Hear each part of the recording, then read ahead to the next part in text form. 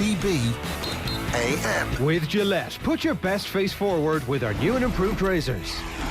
Right, it's 7:30. You're very welcome along to Thursday morning's OTB AM. It's the Thursday morning of All Ireland Hurling final week, and we have a show for you today. Tommy Walsh is going to join us a little bit later on to give us his thoughts about the minor final, the senior final, the production line that Cork have. There is a red storm rising. That's our theme of our analysis this week, and only Limerick can stop them. Isn't that right, Eoin? Good morning to you. Good morning, Ger. What's the crack? Oh, you're in Tokyo again. Yeah, it looks like it. Limerick, Tokyo, the exact same place. And Limerick, as you say, ready to take down this rising Cork beast. And who knows how long all of us will have before it's Cork's world and we're just mere citizens in their empire. What do we always say? Never give a sucker an even break. Don't let them get into it, because if you do, they're never going to let hold of it. So you've been around the county, you've been talking to people there, and they are in the midst of a golden generation. We know it, they know it, the whole world knows it. They do have the potential. I know everybody's saying, they're not going to do 5 in a row here, but Ciaran Carey told us a couple of years ago he thought they might be able to do 5 in a row, and he might be right, because they're as good as we've ever seen. Obviously they've only done 1 in a row, 2 in a row as it stands. What's going to happen? I think they will win. I think that this is a situation where obviously they will feel that they could be going for 4 in a row at this particular stage. There is this real deep sense of confidence around the county about this golden generation. And it's an interesting question about whether or not this is going to be looked back on as a golden generation, or whether or not this is the start of a monopoly or a duopoly with the 2 big cities in Munster. So I think that the confidence comes from a place where this might actually be a generation that is great, but has come from real planning.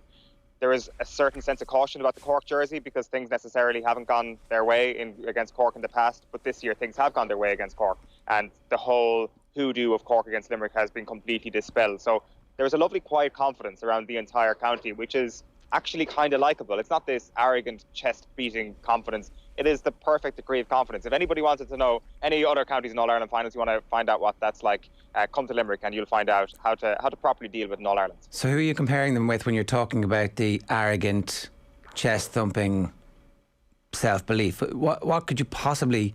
Who are you referring to there, Owen? Is there a little bit of self-hatred going on, or is there a little bit of annoyance, the fact that you've had to live and work and breathe the smoggy air of Dublin over the last 5 or 6 years? It's either or. It is a bit of self-hatred, and it is a bit of a Dublin dig right there. There is clear. I didn't know that there was a correct way to talk about an All-Ireland final, but the Limerick people have it down. You could also be talking about the chest-beating Cork people. It's going to be interesting going down there today to see what they're thinking, because I'd imagine as this week goes on, everybody in Cork is like, hold on a minute, this thing is very much up for grabs. That game, those couple of games we played earlier on in the summer, they don't matter. All that matters is what Cork put in after they conceded that late equaliser against Kilkenny, because that is a new team that showed a new form of courage. And you know what? I think that there is kind of a sense around here that maybe Cork could do something, but I don't think anybody really believes it. I think it's all they could do something. Now, what's going to be interesting is when we get to a couple of pieces throughout this morning, there is a sense in some areas of the city in particular that this Limerick thing has not actually got anywhere near the levels it possibly could get to yet. I'm talking about the amount of players that they have at their disposal and the youth system, basically.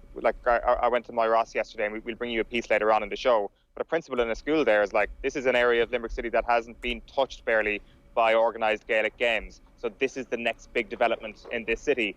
I'm not sure if Cork have that. I'm not sure if they have a whole new area of a city to tap into, considering they've got such a culture that dominated for so long. But it's going to be really interesting to see how these 2 counties develop over the next couple of years. And maybe this final is the beginning of a dominant rivalry between the 2 of them. Yeah, obviously, we're going to hear directly from the horse's mouth, as it were, about Moyross. Tell me a little bit about what your perception of that whole thing was, and what's going on there, and why maybe that hasn't happened. It's hard to know, really. I think it's to do with investment. I went out to Piarsaigh as well yesterday, and to Scoil Reach that are very, very close to one another, and it's in a very nice area of Limerick. There is a lot of money that's been pumped into both of the setups that they have there. In particular, the Piarsaigh facility is absolutely phenomenal. It is I think a lot of it is quite new. I know that when the Limerick team are missing their first or second option, they will go to Piarsaigh and actually train there. It is a phenomenal facility, and maybe the investment just hasn't been right, and the investment in youth really in Moyross perhaps hasn't been what it was in other areas of Limerick. People that are literally closer to Piarsaigh. I was speaking to a parent Moyross school. Like the principal, by the way, brought in school kids on their school holidays to come in and talk to me. Like, I mean, has anybody ever had a worse day on their school holidays? I'm not quite sure. But anyway, one of the parents who brought in their child said that basically it's just the fact that you got to drive all the way over to Piarsaigh as your closest GAA club. That will sort you out at that level. And maybe people don't actually have that access even in that part of the city. So I think there are basic elements of access here that is holding that area back. But there's definitely a sense of hope rather than a sense of resignation. Yeah, and look, now's the time to capitalise on that. And it's the same. It's almost a very similar story to the toilets in Kelly Harrington's first boxing club. Now is the time to strike when everybody's like, oh yeah, of course we should be doing that. Equality of access to facilities is something that we talk about a good bit on the show and have done over the years, and it's definitely something important that we bear in mind even in advance of the biggest day in the hurling calendar. I did want to talk to you a little bit about all the stuff that you've seen. You were at the Mick Mackey statue, you saw Andy Lee's corner. Yeah, Castle Connell, a beautiful little corner of this county. Went out there to Bradshaw's pub, which is I guess Andy Lee's go-to spot whenever he's in Limerick, and there is a beautiful little museum to Andy in there, pictures of him with his world championship, with his world title belts in the corner there with the publican, and a little sign overhead that says Andy Lee's corner. So it's reserved for him whenever he comes home. A stone's throw from the Mick Mackey statue, which was only put up recently.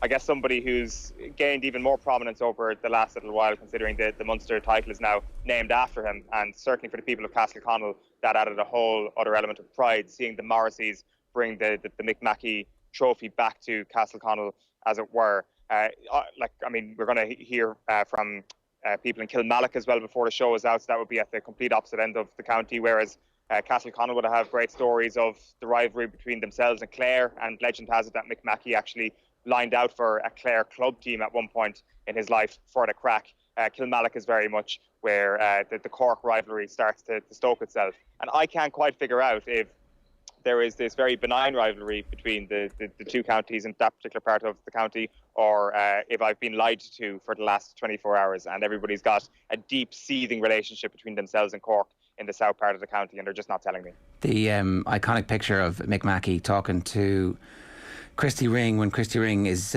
being taken off injured. Mick Mackey is in the white umpire's coat, and there's a little bit of interaction between them. There's a photograph taken from underneath looking up at them, but the Dublin Camogie star Aisling Maher has done a charcoal drawing of it, and Arthur James O'Dea has written a piece about it on otbsports.com, which you should definitely dig out if you want to indulge yourself this week in the rivalry between these two counties. There is a greatness about Limerick hurling that had been long established before Cork's golden era, when Ring really made Cork a superpower in hurling, and then Limerick went away and never came back really, apart from a brief period in the 70s, and then obviously a flirtation in the 90s, and that great team of under 21s that never fulfilled their promise in the noughties. And here they are finally back to go toe to toe to Cork, or to crush them. There's definitely an outcome at the weekend where this is the signature performance. This is them cresting to their peak, and then they can win another couple on fumes if they need to, or they can evolve. But there is a possibility that they don't start slow. They don't take the first 15 minutes or the bit before the water break to absorb what it is Cork are doing. They just go out and blitz them.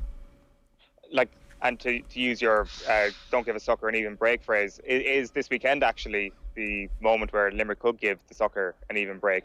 Is this rivalry actually going to be such an important thing in the next couple of years that actually an All-Ireland final is that moment? We'll have to wait and see. I genuinely am getting a sense of confidence around the place here that, yes, this is a golden generation, but keep looking at this team. This is not yes, they might crest at their peak this weekend. That doesn't necessarily mean that they're going to do it. Well, Kilkenny's a bad example because they came back and won 2 more All-Irelands. But that this isn't necessarily going to be the be-all and end-all for Limerick hurling. I think Limerick hurling is here to stay.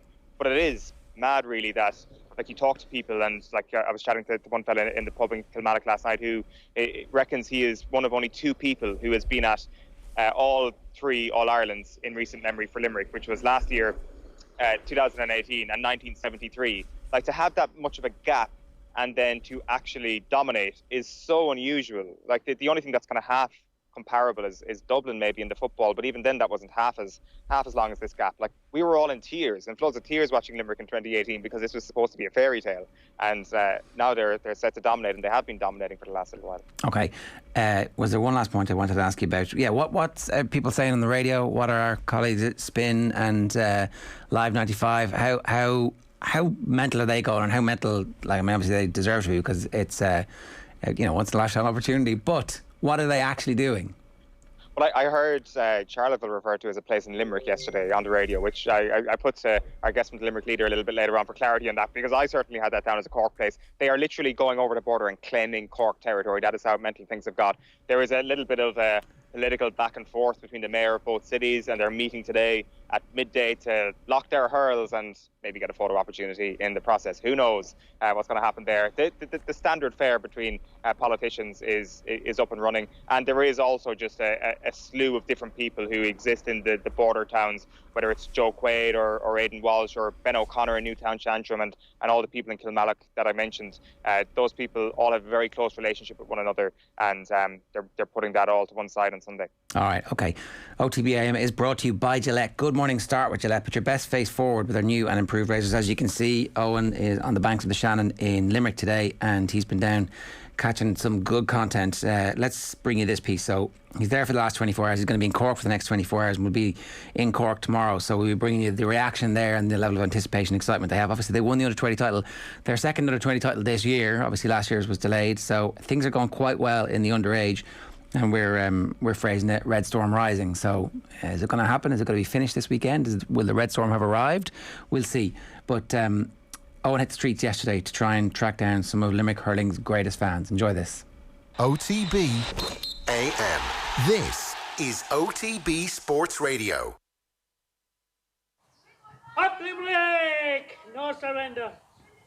My name is Pa Buckley, also known as the Western Warrior. Victory on Sunday. We're taking the lean back twice because we rode last year for last year's one, and we're going to be over this year. It'll be tough in Cork, because but one thing you can expect from Cork, the Cork are going to be one good side. It's going to be a good match, but Limerick have the gears. Cork hasn't. We are the most serious Limerick team, as good as any Kilkenny team that ever won. And when they won all the 4 All-Irelands or whatever it was, this is a serious Limerick team. And as far as I'm concerned, this is the best Limerick team I've ever seen in my life. And I'm 56, and my first All-Ireland was 1980 when we were beaten against Galway, and I've been at everything else since, and this is the best Limerick team I've ever seen. Hammy Dawson from St Patrick's J Club. I want into those. They're fabulous young men. We often see like Seamus Flanagan works here in the hospital, and you'd often see some of the hurlers in and out, especially inside in the kids' ward, giving up their spare time. So they're role models. They're role models to me, even though I'd be older than them.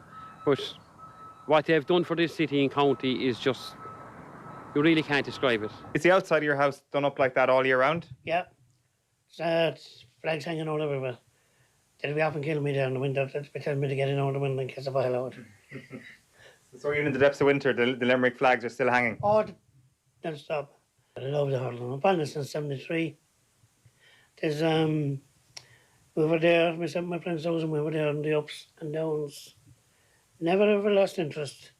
When you say your first earliest memories of Limerick in the business end was 1980, have you ever missed a game since then? One or two, ones that I couldn't get to, because normally it's either train or bus.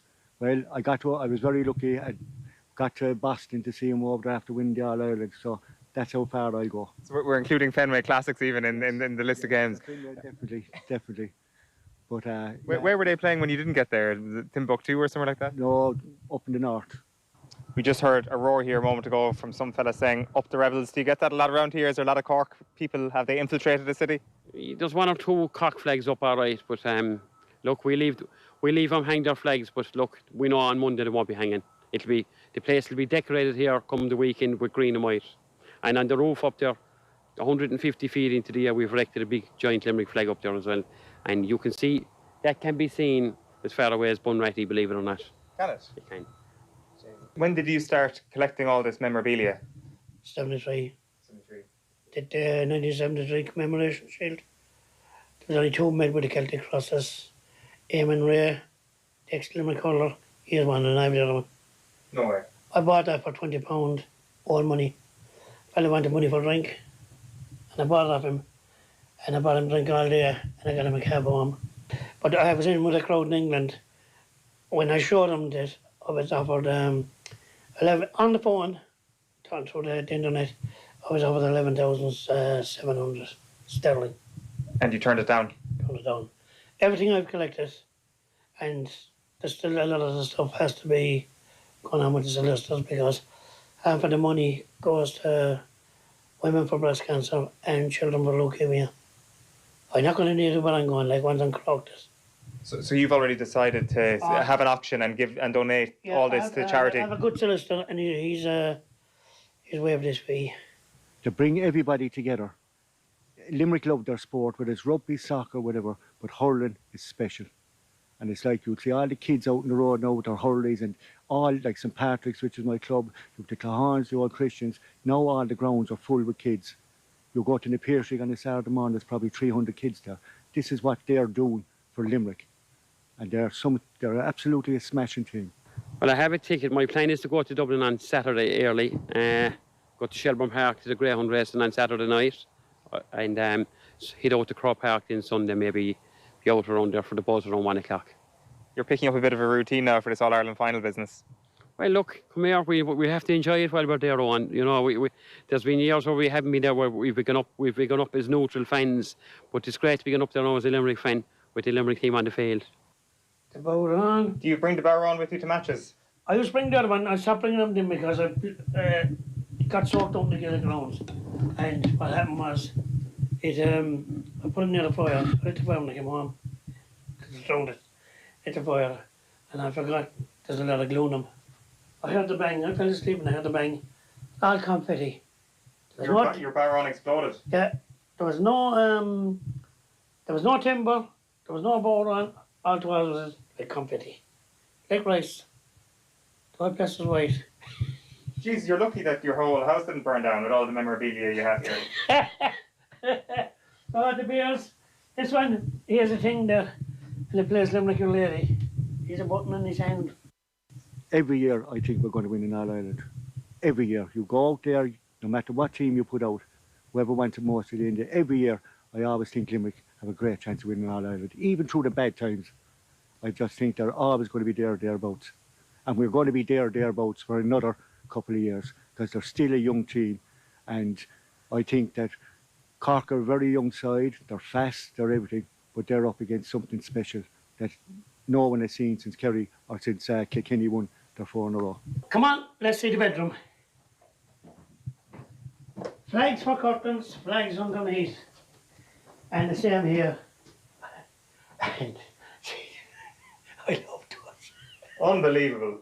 Because there's the new flags now we're getting, the ones with the stars. I know the answer to the stars and I just can't place it. But these ones, see, they're the old type flags. These are the new ones with the stars. Actually, if you look at it, the stars there, but you can't see them. Look at them. So is it fair to say that Limerick is the first thing you think about in the morning and the last thing you think about at night? Oh, Jesus, yes. It's like, I even got to bed with a Limerick top and Limerick shorts. And there's my new top for Sunday. OTB AM. This is OTB Sports Radio. Right. Well, Owen, that was pretty amazing. And just like a cohort of very passionate Limerick fans around the city in particular, and I think that there was definitely a few more there that I could have got to, but there's people like selling flags and all that on the side of the road in certain areas near the university hospital and stuff like that. So there's a few more where they came from, and people are just mad for that team, and there's a support group that are incredibly passionate. One thing that I think it might have been Conor McKeown said the other night on Off the Ball with Joe, if you'd said, is it 3 years ago, is it only 2 years ago, when Dublin absolutely annihilated Mayo and you felt like the Mayo team were dead and whatever transition was going to take a long time for them to recover from, that Mayo team were going to beat Dublin, in 2 years' time in an All-Ireland semi-final or whatever, however long it goes, what you have said, that's absolute madness. So that whole point about this Limerick team being here into the future because they're such a young side, they need to harvest the All-Irelands now. This is it. This is their moment. They're at bat and they absolutely have to do it. They can't afford any more slip-ups like they had against Kilkenny in the All-Ireland semi-final a couple of years ago.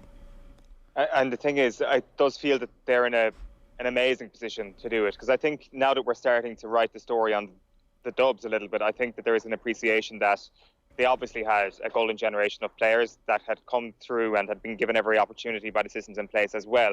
But then they also were lucky that Jim Gavin was there, and Jim Gavin had come through with a lot of those younger teams and was a gifted manager. There is definitely a feeling that Limerick are not only lucky with the players that they have at the moment, but that they have John Kiley and Paul Connacht. And really, I think that everything you hear from people surrounding those two men is that they are probably the two best people you'd want coaching any team in hurling at the moment. So they have things on both ends, and really, I know it's been laboured quite a bit, the comparisons between Limerick and Dublin, but I think that's because there are so many different parallels between the two teams. Yeah, and the Dubs obviously had a great rivalry with Mayo. Perhaps this is the start of a great rivalry with Cork that we're about to see as well. Do you get the sense that it's sustainable from all of the conversations that you've had, that this golden generation, notwithstanding the fact that they are a golden generation, that the kids who are coming through are being given the same opportunities, and that there might be more coming, that the conveyor belt is actually more sustainable? Yes, definitely, and we will hear that in the piece I did in the Piarsaigh and Scoil Reach later on, where there are bigger numbers at cool camps than ever before. There is better facilities in that part of the city than ever before. The school has not shifted away from rugby at all. It is still very much a multi-sport school, but hurling has been given greater prominence. And as I mentioned earlier on, there is still areas of the city that are, as of yet, untapped. They have plenty of money coming in from JP as well, and that can help in any way you want to look at it. If they think that there is an area of the city that they feel they can get into that hasn't been tapped into from any sporting body just yet, I think Limerick Hurling are probably the organisation best placed to do it. The one thing that I could see maybe being something that could hold that back over the next little while is if Munster Rugby start to look at the Limerick question in a deeper way, because that has been maybe just coincidental, but it has been a factor over the last little while of that Munster team, is that there's been less of a Limerick imprint on Munster Rugby. And I wonder, is that because people are taking the other choice in the fork in the road and are picking up the hurley, and that's where they're going. So that's the only thing I could see holding it back. But when it comes to what the GAA are doing in the city, I think it's actually one-way traffic, and it's going to only get stronger and better, and there'll be a bigger body of players. Okay, what do you got coming up for us over the rest of the show today? Yeah, so as I say, we're going to go down to na Piarsaigh and to Scoil Reach. We're going to have a look at the papers, and we're going to be popping out to Moyross. Before all that, and after you've spoken to Tommy Walsh, I sat down with Ciaran Carey and Patrick Scoil yesterday. Okay, we're looking forward to that, Eoin. Good stuff. Thanks a million. We'll be back to Eoin on the banks of the Shannon a little bit later on. It is 7:53 this morning. You're watching OTB AM, brought to you by Gillette. Good morning. Start with Gillette. Put your best face forward with their new and improved razors. Now, the brilliant Tommy Walsh, himself a former Kilkenny Minor hurling star, joins us on OTB AM this morning to highlight the major impact of the Minor Championships and to look ahead to this weekend's Electric Ireland Minor All-Ireland Hurling Championship final between Cork and Galway, which takes place at 7:30 on Saturday the 21st of August in Semple Stadium. This game will be live on TG Car. Coverage starts at 7 o'clock. Tommy, good morning to you. How are you? Yeah, good morning, Ger. We're framing our coverage of the Cork hurlers this week as the Red Storm rising, and the minors have the chance to make it 2 national titles on Saturday before the seniors look for the treble. There's something special happening in underage hurling in Cork over the last decade that's beginning to bear fruits. Yeah, there is, Ger. They won the first one of the Rebel treble there last night with a convincing win, and this is a great Galway team that has, some of these would have been on the minor winning team a couple of years ago. The Galway minors are going for 5 in a row, so I'm sure there's a good few of them guys were on the team last night. So this was no easy feat for that Cork team last night. I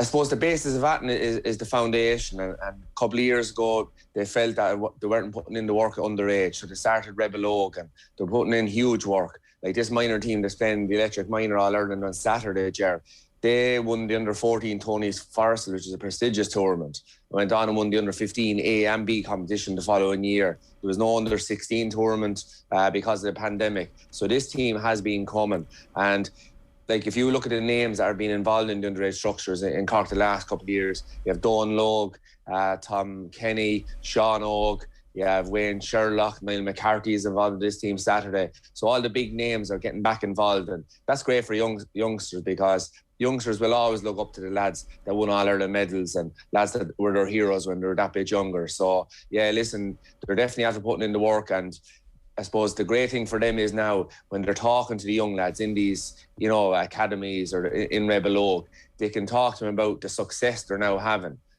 So this is 2 under-21s in a row. They're after being in 4 finals in a row. So listen, they're putting in the work, and when you get the rewards, then it's easy keeping it going long term. Yeah, and this will eventually feed. There's no guarantee that underage success is an automatic conveyor belt to winning senior All-Irelands, but all of a sudden the panel swells, and if someone gets injured, there's strength in depth, and the style of play begins to become embedded, and people are arriving into the senior ranks fully ready to go because they've been on proper strength and conditioning programs. They've begun to think like inter-county players because they've been exposed to it from such an early age. So the Red Storm Rising is actually pretty true, right? Yeah, it is. Absolutely, because it gives you confidence. When you have confidence, then you're practicing more because you believe more. And it's a kind of a steamroll effect. Like you go back, say, you have minor, I would say minor, because it's gone back to under 17 now, Ger.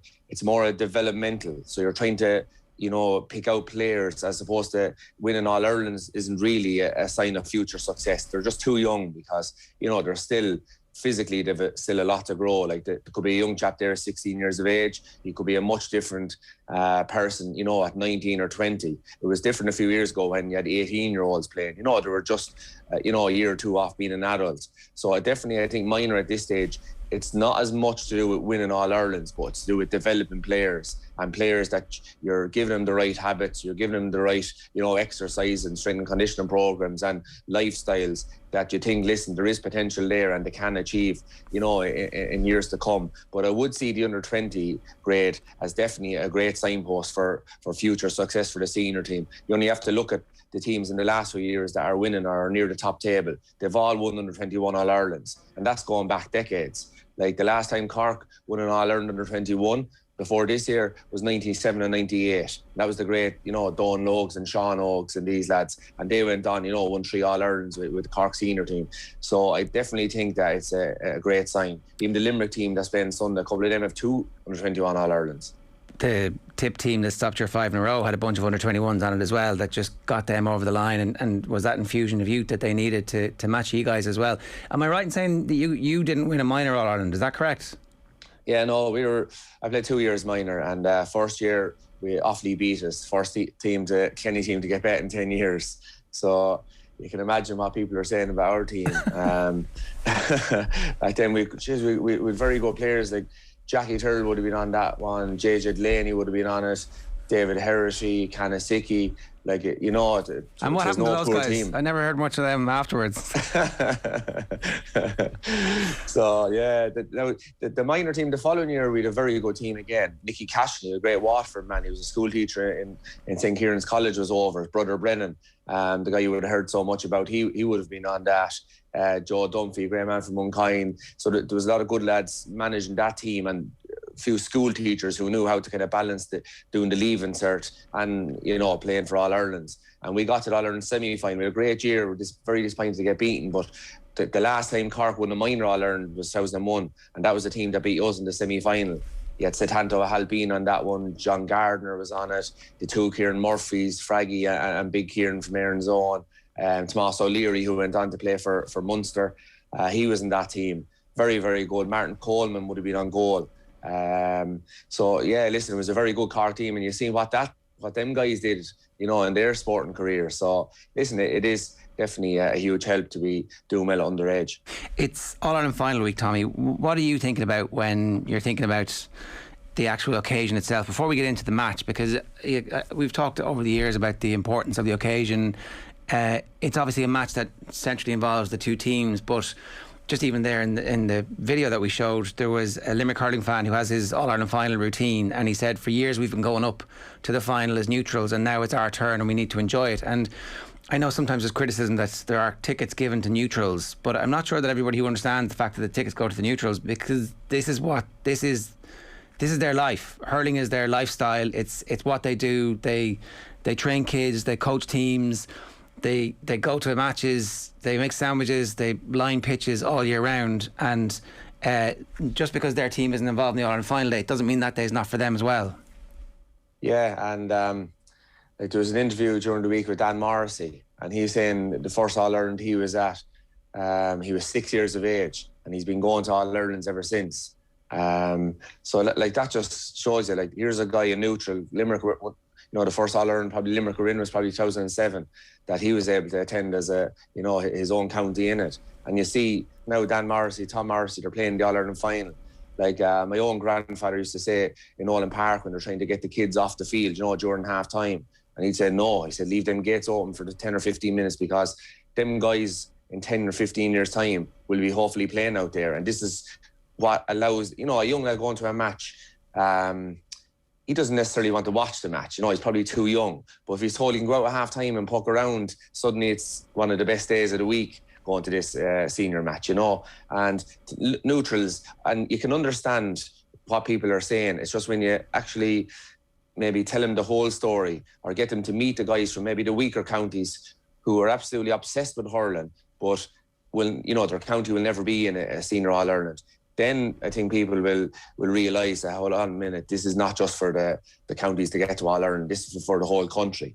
Like, there's people down in Kerry, there's people in Wicklow. Like, I was doing a training session up in Wicklow a few weeks ago, and obsessed with hurling, some of them guys, and loved it. So you'd have to give these guys, if they want to go to an All-Ireland, the chance of getting a ticket. So you're dead right there, Ger. Hurling was never for a couple of teams. It was for the whole country. People, we're the island of the 1,000 welcomes, and that's the way it should be going forward. What are you thinking about when you're trying to make the case for Cork to beat Limerick this weekend? How do they do it? Yeah, I think they're the team that's best equipped to beat them. They have troubled them in the last couple of years. They're probably one team that's troubled them the most. And this year they've an extra tool in their box, and that's they're starting to tackle up front. Like the last few years, they were brilliant on the ball, but I could never remember, after the match, when you're thinking back, this guy got in a tackle, I remember this possession. They're now starting to put in that ball, put in that work rate. And work rate is when you get there, you still have to get in the hook and block. We saw Mark Coleman in the semi-final against Kilkenny, came back and stopped 2 or 3 or 4 goal chances for Kilkenny. That's players working for each other. See Dennis Welsh, see Ben O'Connor, all talking about in the last couple of weeks that this Cork team, they need to play as a team, and they have been doing that this year. It's been the reason I think they're back in an All-Ireland. But for them to beat Limerick, I think they have to play to their own strengths. So there's no point in taking them on physically. This Limerick team is just too big. Look at their half back line and their half forward line, all probably 6'2" plus, bar maybe Ciaran Lynch, who is built like a tank anyway, but they're all just huge, naturally, physically huge men. So taking them on at that game, why would you do it? You think of your own strengths. Go back to Mick O'Dwyer with Kerry. Always, Pat Spillane, you'd often hear him saying, Mick O'Dwyer never spoke about the opposition. It was all about how good we are and what we're going to do to the opposition. So that's what Cork need to do. They did it to Kilkenny in the semi-final. They need to do it again in this match. Get the ball and take on these guys and kind of, try and create space.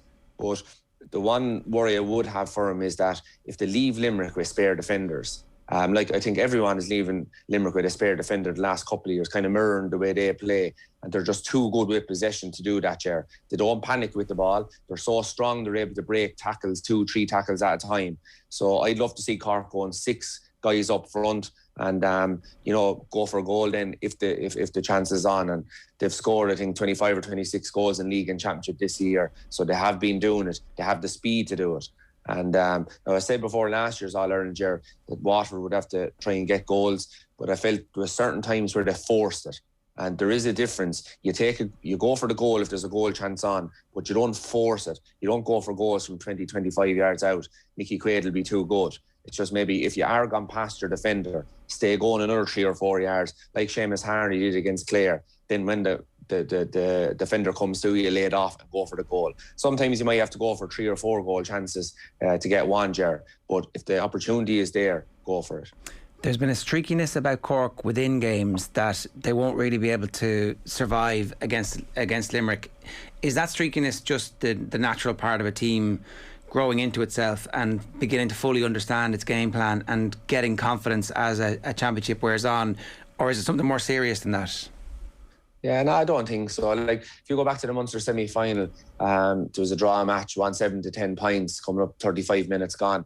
And within that 2 minutes, Limerick just got 2 goals. I think it was 2 goals and a point. But it's the game has just gone so fast. Like, go back through all the matches. Like, say, in the semi-final, Kilkenny were up probably 6-2 or 6-1. They were up 19-15. Cork came back, got their lead. Then Kilkenny came back again. Go to the Munster final when Limerick played Tipperary. Tipperary, huge lead. Limerick came back.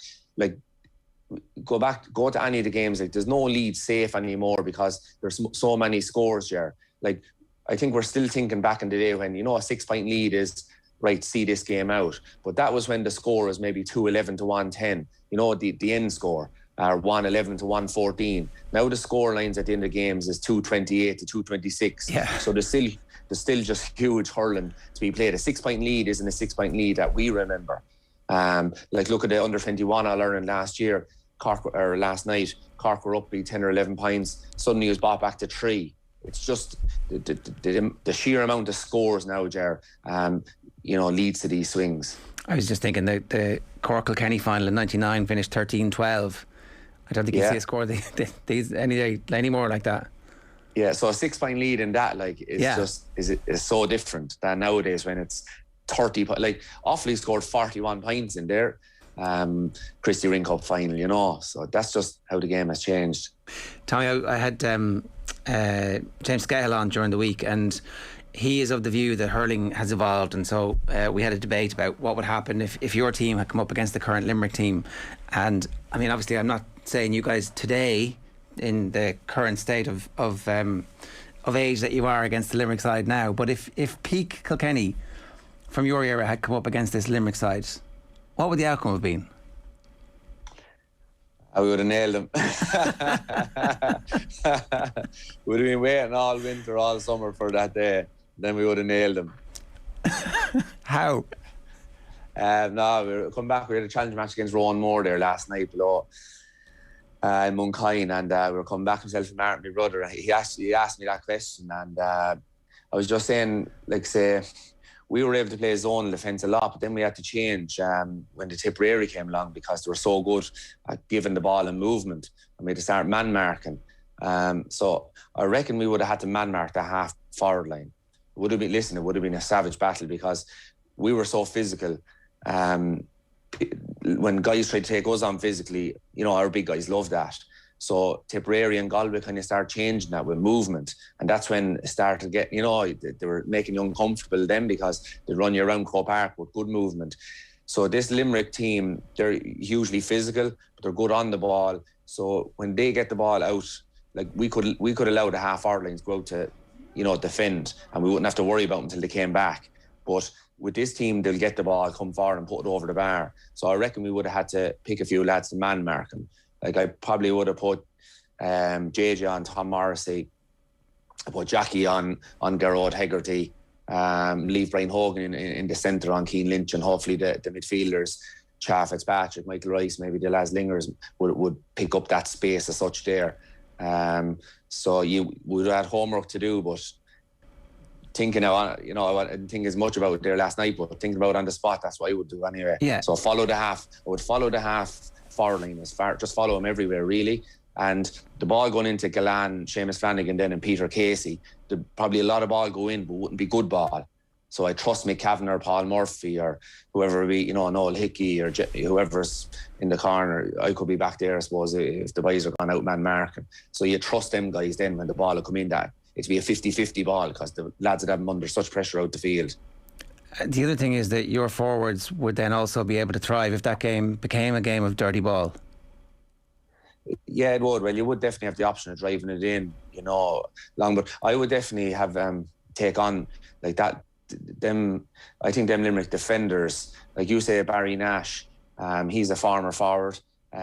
for most of his career. He's cornerback. You've Dan Morrissey playing fullback, more comfortable out on the wing.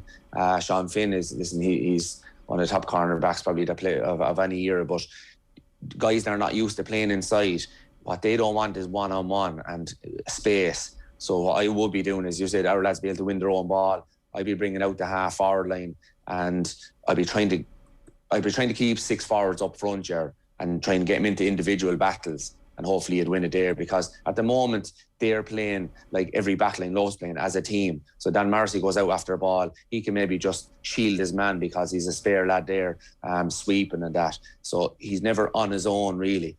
They're defending as a team, so I'd be trying to get him into uncomfortable situations where there would be one-on-one.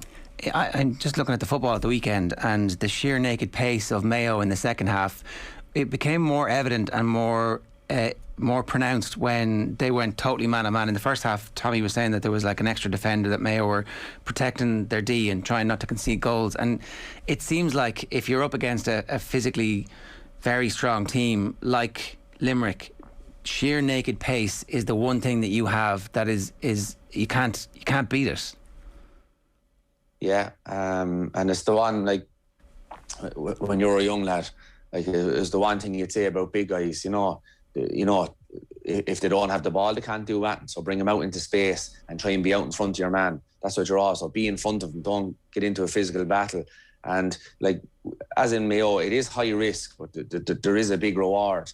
And the way I look at it, it's not even really high risk as such, because Limerick have proven for the last couple of years, when you do give them, you know, the ability to work together with the spare defender, they are beating you anyway, no matter how well. Like Waterford give Limerick as physical a test, I'd say, in the first 25, 30 minutes as any team has done. They gave it hell for leather, and it was outstanding to see. But looking back on hindsight is a great thing. It kind of played into Limerick's hands, because sure, they love that battle. They're so strong themselves. So I think if we learn from other teams, maybe mistakes, and say, listen, teams haven't been able to beat them playing at their own game, playing the Limerick game, which most, you know, everyone kind of copies the All-Ireland champions. But so a lot of teams trying to play that game at the moment, which is, you know, possession out and then balls into the corner forwards. But I think myself, if it's not really high risk, because they've shown that they're able to deal with every other situation. So why not try this one on them? So I think it sounds like, are predicting Limerick to win a tight game, the tightest game that they've faced this year? Yeah, like out of sheer respect for this Limerick team, everything that they've done. Like they've just been exemplary since 2018. The semi-final, John Kiley got him into the circle. He asked the media, he asked the supporters to give them space to prepare for that All-Ireland final. They did that and they won it. But it seems to be their mantra ever since. They never get carried away. It's one game at a time. They've 3 Munsters in a row. They've, you know, gone for their 3rd All-Ireland in 4 years. So they deserve that respect. They've never really not shown up. Even in the match against Tipperary, the Munster final, I felt they were there, but I thought Tipperary just had their number on the day. And see the way they were able to turn that around in the second half, it was unbelievable, really. They did it in such a short space. So out of respect and the form that they're in, I would give it to them. But I think Cork, listen, as you said, like their Cork are coming, and the rest of the country beware. They have the confidence. They always have the confidence, but they definitely have extra confidence at the moment. And the win last night, if they're to win the minor against Saturday, like, there'll be no stopping them, you know. Yeah, good stuff, Tommy. Great to have you with us. Enjoy the weekend. Thanks a million. Yeah. Thanks a million, Ger. Tommy Walsh giving us his thoughts ahead of the All-Ireland Minor and the All-Ireland Senior Hurling Finals this weekend. And of course the Electric Ireland Minor All-Ireland Hurling Championship Final between Cork and Galway takes place at 7:30 on Saturday the 21st of August in Semple Stadium. And Tommy is with us to help highlight the major impact of the minor championships. Across the next hour on OTB AM, we're continuing our build-up from Limerick to the All-Ireland Senior Hurling Final. We're back after these with a Legends interview with Ciaran Carey. OTB AM on OTB Sports Radio, Ireland's first and only sports radio station. Football is back. The Premier League on OTB. Ball to Sterling! Raheem Sterling! Exclusive Premier League live commentaries every Sunday. The very best expert analysis on your phone and for free. Download the OTB Sports app now. Sean, what's that thing going round the garden? That is our new Husqvarna Auto Mower. Automower? Yeah, it's a robotic lawnmower from Husqvarna. Cuts the grass automatically, has GPS tracking and an app. Even works in the rain. I just thought, why spend time cutting grass when I could spend it with the family? Great! You can put the dinner on, so... No can do, love. Have to paint the man cave. Husqvarna Automower. Never mow again. Learn more at husqvarna.ie. OTB AM. With Gillette, put your best face forward with our new and improved razors. 15 minutes past 8 this morning. Really busy show for you between now and 10 o'clock. Sue's going to be along. We're talking about the Malice at the Palace. That's not the name of the documentary. I've actually literally this second forgotten the name of the documentary. But it's about when Ron Artest wades into the crowd and beats the shit out of several of the Detroit Pistons fans. It was the Pacers versus the Pistons, the two best teams in the NBA. Certainly the Pacers believed they were the best team in the NBA that year. It was very early on in the season, and Artest ends up getting banned for the entire rest of that year. Changes his name to Meta World Peace, goes and joins the Lakers and wins a ring. So things ended up okay for Ron, but maybe some of his teammates have yet to quite shake off the shackles of the impact of that night. That's what we're going to talk about on your TV recommendations at around about 9:15 with Sue Murphy a little bit later on. We'd love to hear from you if you have any other TV recommendations for us, or indeed if you're a Cork fan and you're angry about what we're doing this morning. Well, I would warn you that tomorrow we're going to be doing the same for you. If you're a Limerick supporter and you're getting a bit carried away, then come on, let's be having you. 087 9180 180 is the WhatsApp number, or of course you can always leave a comment on the YouTube stream. Eoin is down in Limerick today and he's in Cork tomorrow. If you missed anything at all, a reminder, subscribe to the OTB AM podcast stream wherever you get your podcast. That's the best place to get it, because we put up the whole show there. We put up all the bits from the show as well. We definitely put up bits and pieces across OTB GAA, OTB Football and OTB Rugby and in the highlight stream, but the best place is to subscribe to the OTB AM podcast stream, and if you missed the show you get the full thing in the OTB Sports app. Now, Eoin also called up Patrick Well yesterday to catch up with the one and only Ciaran Carey. Enjoy. OTB AM. This is OTB Sports Radio. Okay, we are here in the lovely surrounds of Patrick's Well. Ciaran, I was just saying to you a moment ago that I've driven past the sign for Patrick's Well hundreds of times, I say, and never once popped in.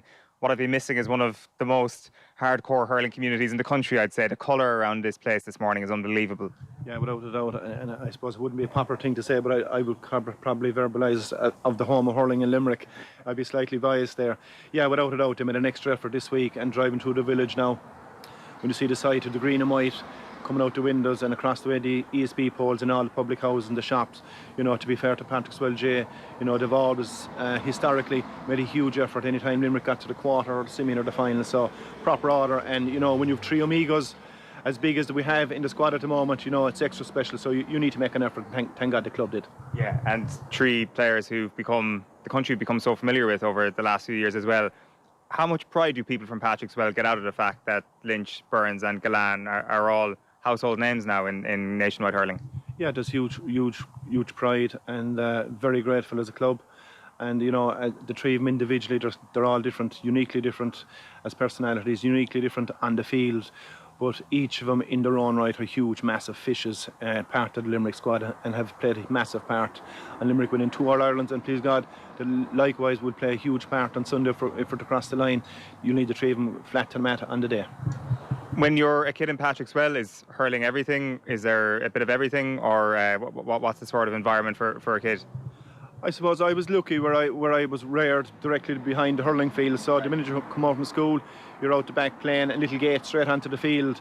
Yeah, all hurling. Was there a bit of football played at one time? There was, of course, but Phil Binnis, I suppose he would have managed Patrick's Well for years, and he'd an old saying, if he saw football above in the field, he'd bust it with a knife.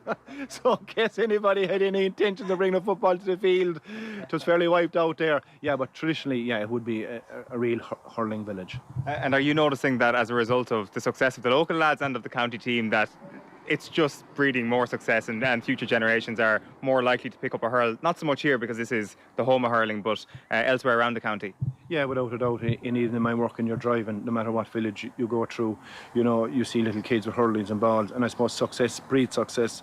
And you know, I'm acutely aware that the era we're involved with presently at the moment in Limerick hurling, it's special, and you know, it's new to all of us. because we haven't experienced before, and you know, you need to save hay while the sun shines. You know, sometimes counties get a few years of dominance. You know, Dublin were caught last week. You're historic in their own right, winning 6 All-Irelands. Will we ever see it again? Probably not. And you know, it's Limerick's time now. It's this crop's time for the last number of years, and please God, it's just a start. Just see where the journey will finish. What would your routine have been in the 90s preparing for an All-Ireland final around here then? Well, I suppose I can't say I was eating spare ribs the night before. Now, it wouldn't be fair.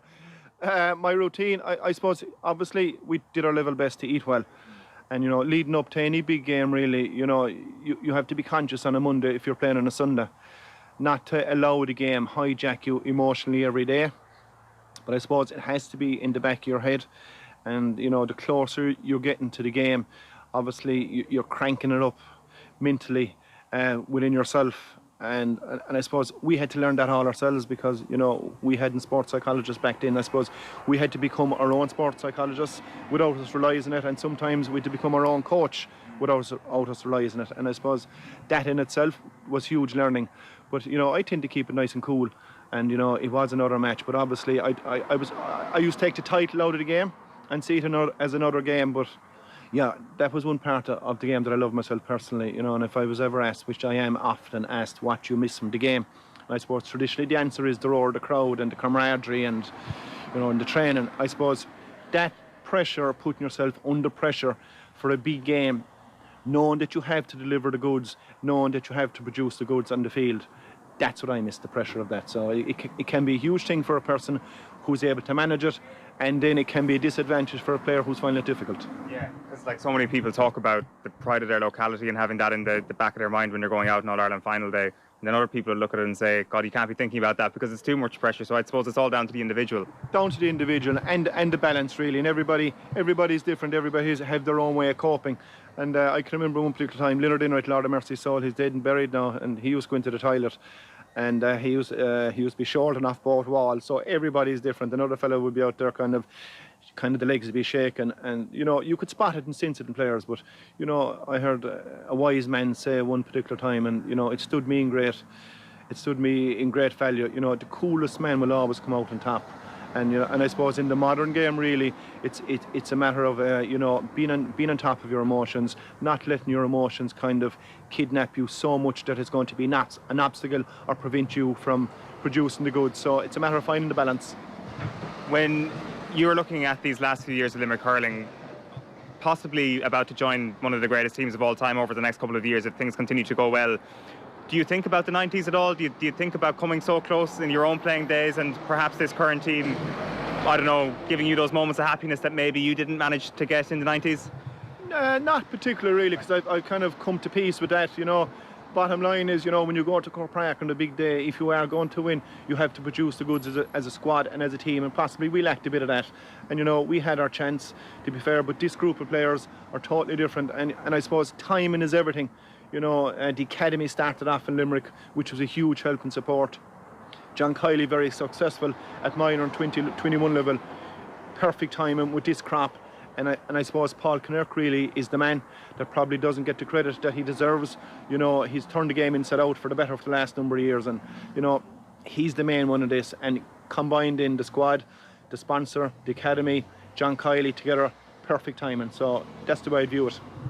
It does seem that there is this general wave of happiness as a result of this team as well, and even just listening to a bit of Live 95 this morning, kind of the importance of this team in the context of what everybody's gone through over the last couple of years is kind of important as well, where they're going as favourites this weekend. They obviously have the All-Ireland from last year, where there have been these brief moments of real happiness in a county, in a country where there have been some really dark times. And I know maybe through your own line of work as well, that you probably will have seen that close up and know the importance of what a great sports team can give to people, even for just a moment. Yeah, without that, hugely important. And I suppose we're blessed enough that we're talking about hurling, and you can actually say that about any sport really, because mentally it's going to be good for your physical health, whatever type of sport it is. But you're right, the amount of happiness and joy this Limerick squad is actually bringing. I suppose they won't really realise it until the longevity of time, I suppose the knock-on effect that they're having, not only on their own little individual communities, but on Limerick as a whole, it's absolutely massive.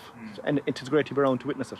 I do want to chat about the match, but just on that point that you made there about the communities, and as I say, you're a qualified psychotherapist at this point, you will have seen maybe the hidden pandemic quite a lot in a number of the communities around this county. Could you try and describe, I guess, now that we're hopefully a little bit on the other side of things, how hard these last few months have been from your own perspective and in terms of the people that you've worked with and their perspective? Yeah, and I suppose there's a trend really there, and when you look at the three lockdowns, the first one, I suppose it was a novelty for all of us, and you had people working at home, and at the time, families appear to be getting a lot more tighter, spending a lot more time with each other, going for walks or going for cycling. And the second lockdown was something similar, and probably a lot more people active, cycling, walking or jogging. And I think actually the third lockdown, I think probably was the hardest one for people. It was kind of a bit like Groundhog Day, here we go again. And I suppose people took the eye off the ball, their own responsibility, what they need to do to keep themselves well.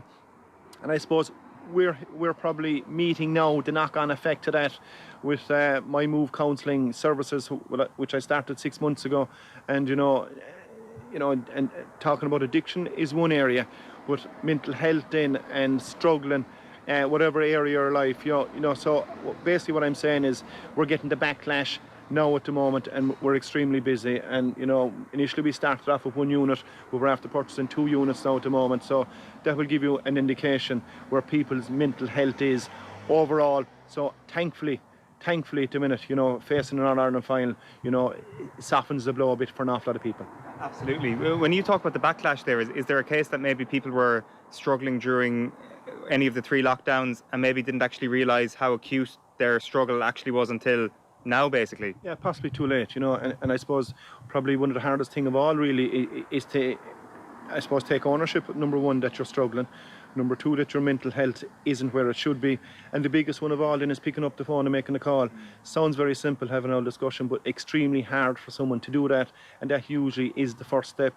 And, and I suppose there's an onus on everybody, really, their responsibility to keep themselves physically well and mentally well. And if you take the eye off the ball on that, if you stop doing your structure, if your discipline goes in any area of your structure, you're possibly are going to struggle in some areas. And as you rightly pointed out, the backlash is fairly high at the minute because of that. Do you think, I guess, at the end of all this, that there is kind of maybe a greater appreciation of sports people, not only as role models, but of people and their activity, and people getting out and getting active a little bit more over the last little while, and there is just a general appreciation of the role sports plays in terms of healthy well-being and not just in terms of keeping the body well? Yeah, without a doubt. And even if you were watching the Olympics the last time and some tennis player, a lot of sports people that are fairly rated fairly high, that you wouldn't expect to be talking about their mental health, they're coming out doing it now, which is fantastic. And that then probably, please God, would give the ordinary Joe Soper 5'8", that small bit of motivation, by God, and if this person is feeling this and and is doing something about it, maybe it might be that bit of motivation to pick up the phone to do that. But as I said, picking up the phone is possibly the hardest one of all. But there's another addiction that's after kind of slipping in there now that I noticed myself in the last number of months is the gambling. So, and to try to stay on top of all of it, it's extremely hard. And, when you're talking addiction, the nature of addiction in itself, the person that's in it, irrespective of what addiction it is, it will tell you that you're okay and you're fine and you haven't got it, unfortunately. It does seem, and obviously we can use kind of the Limerick Hurling team as kind of a prism for this conversation, but it does seem that there is a much healthier culture within Gaelic games nowadays, that even just from listening to some of those lads speak, and they're not the only team, they're far from the only team, it does seem that there is a great emotional intelligence about a man like John Kiley, and that really rubs off on some of the players, but maybe the players have it anyway from maybe a better, more healthy culture. Yeah, without a doubt. And I suppose that stems back to the academy. When you take Keane Lynch and all these guys, they're probably coming through the academy at 15 and 16, so they're getting good habits early, they're getting good habits at 15 and 16, which is the perfect age to start. Now they're on to about 25, 26, so that they've continued the habits, continued their structure, and the modern inter-county footballer or hurler now, that by their physique that they're meticulous a day at a time looking after themselves. I'm looking at the Limerick squad now.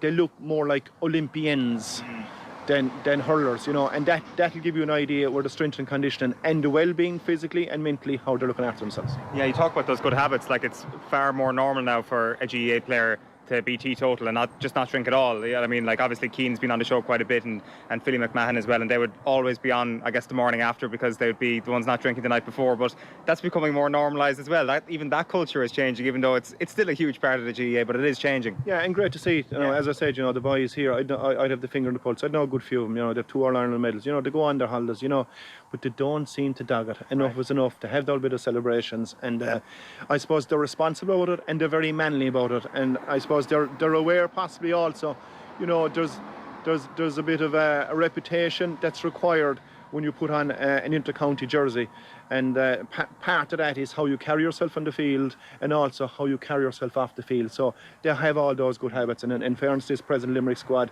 they've done that meticulously for the last number of years. It doesn't hurt when they are an incredible collection of hurlers as well, but it's the combination of those two things that I imagine gives you most hope that this can be a proper dynasty over the next couple of years. Without a doubt, and to be fair, since it started in 18, you know, the journey did begin, and they're in the middle of the dynasty now. So as I said earlier on, just see now how far they can go and see will it take it. But yeah, to answer your question, you'd be proud as punch looking at them. Cork are a wild card is the thing. They're a team that can, I guess they can overperform, they can underperform, and you don't really know what sort of Cork is going to show up. But does the way in which they beat Kilkenny after conceding that late goal change your view on the threat that Limerick are going to be posed with at the weekend? Yeah, and I suppose I'll go back to the very first game Limerick and Cork played this year in the championship, and to be fair, Limerick underperformed that day, and if my memory serves me right, Seamus Flanagan, Aaron Gillane, Gilroy, Hegarty, and who's the other? Tom Morrissey. They were whipped off. That's new territory, never saw that before. But Cork on the day didn't kind of come mentally or physically well. There was only 2 players I can remember that did actually hurl well. Darragh Fitzgibbon was outstanding. Young Jack O'Connor the first 20 minutes off. Cork came that day. They could have caught Limerick. Huge surprise. Now, and I watched Cork that day and I saw them against Kilkenny. Total different team. You can see they're a lot more organised. And I'll give one example of the goalkeeper, Collins, that day against Limerick. He put Cork under severe pressure with his puck outs, and a lot of unforced errors. So I watched him last Sunday.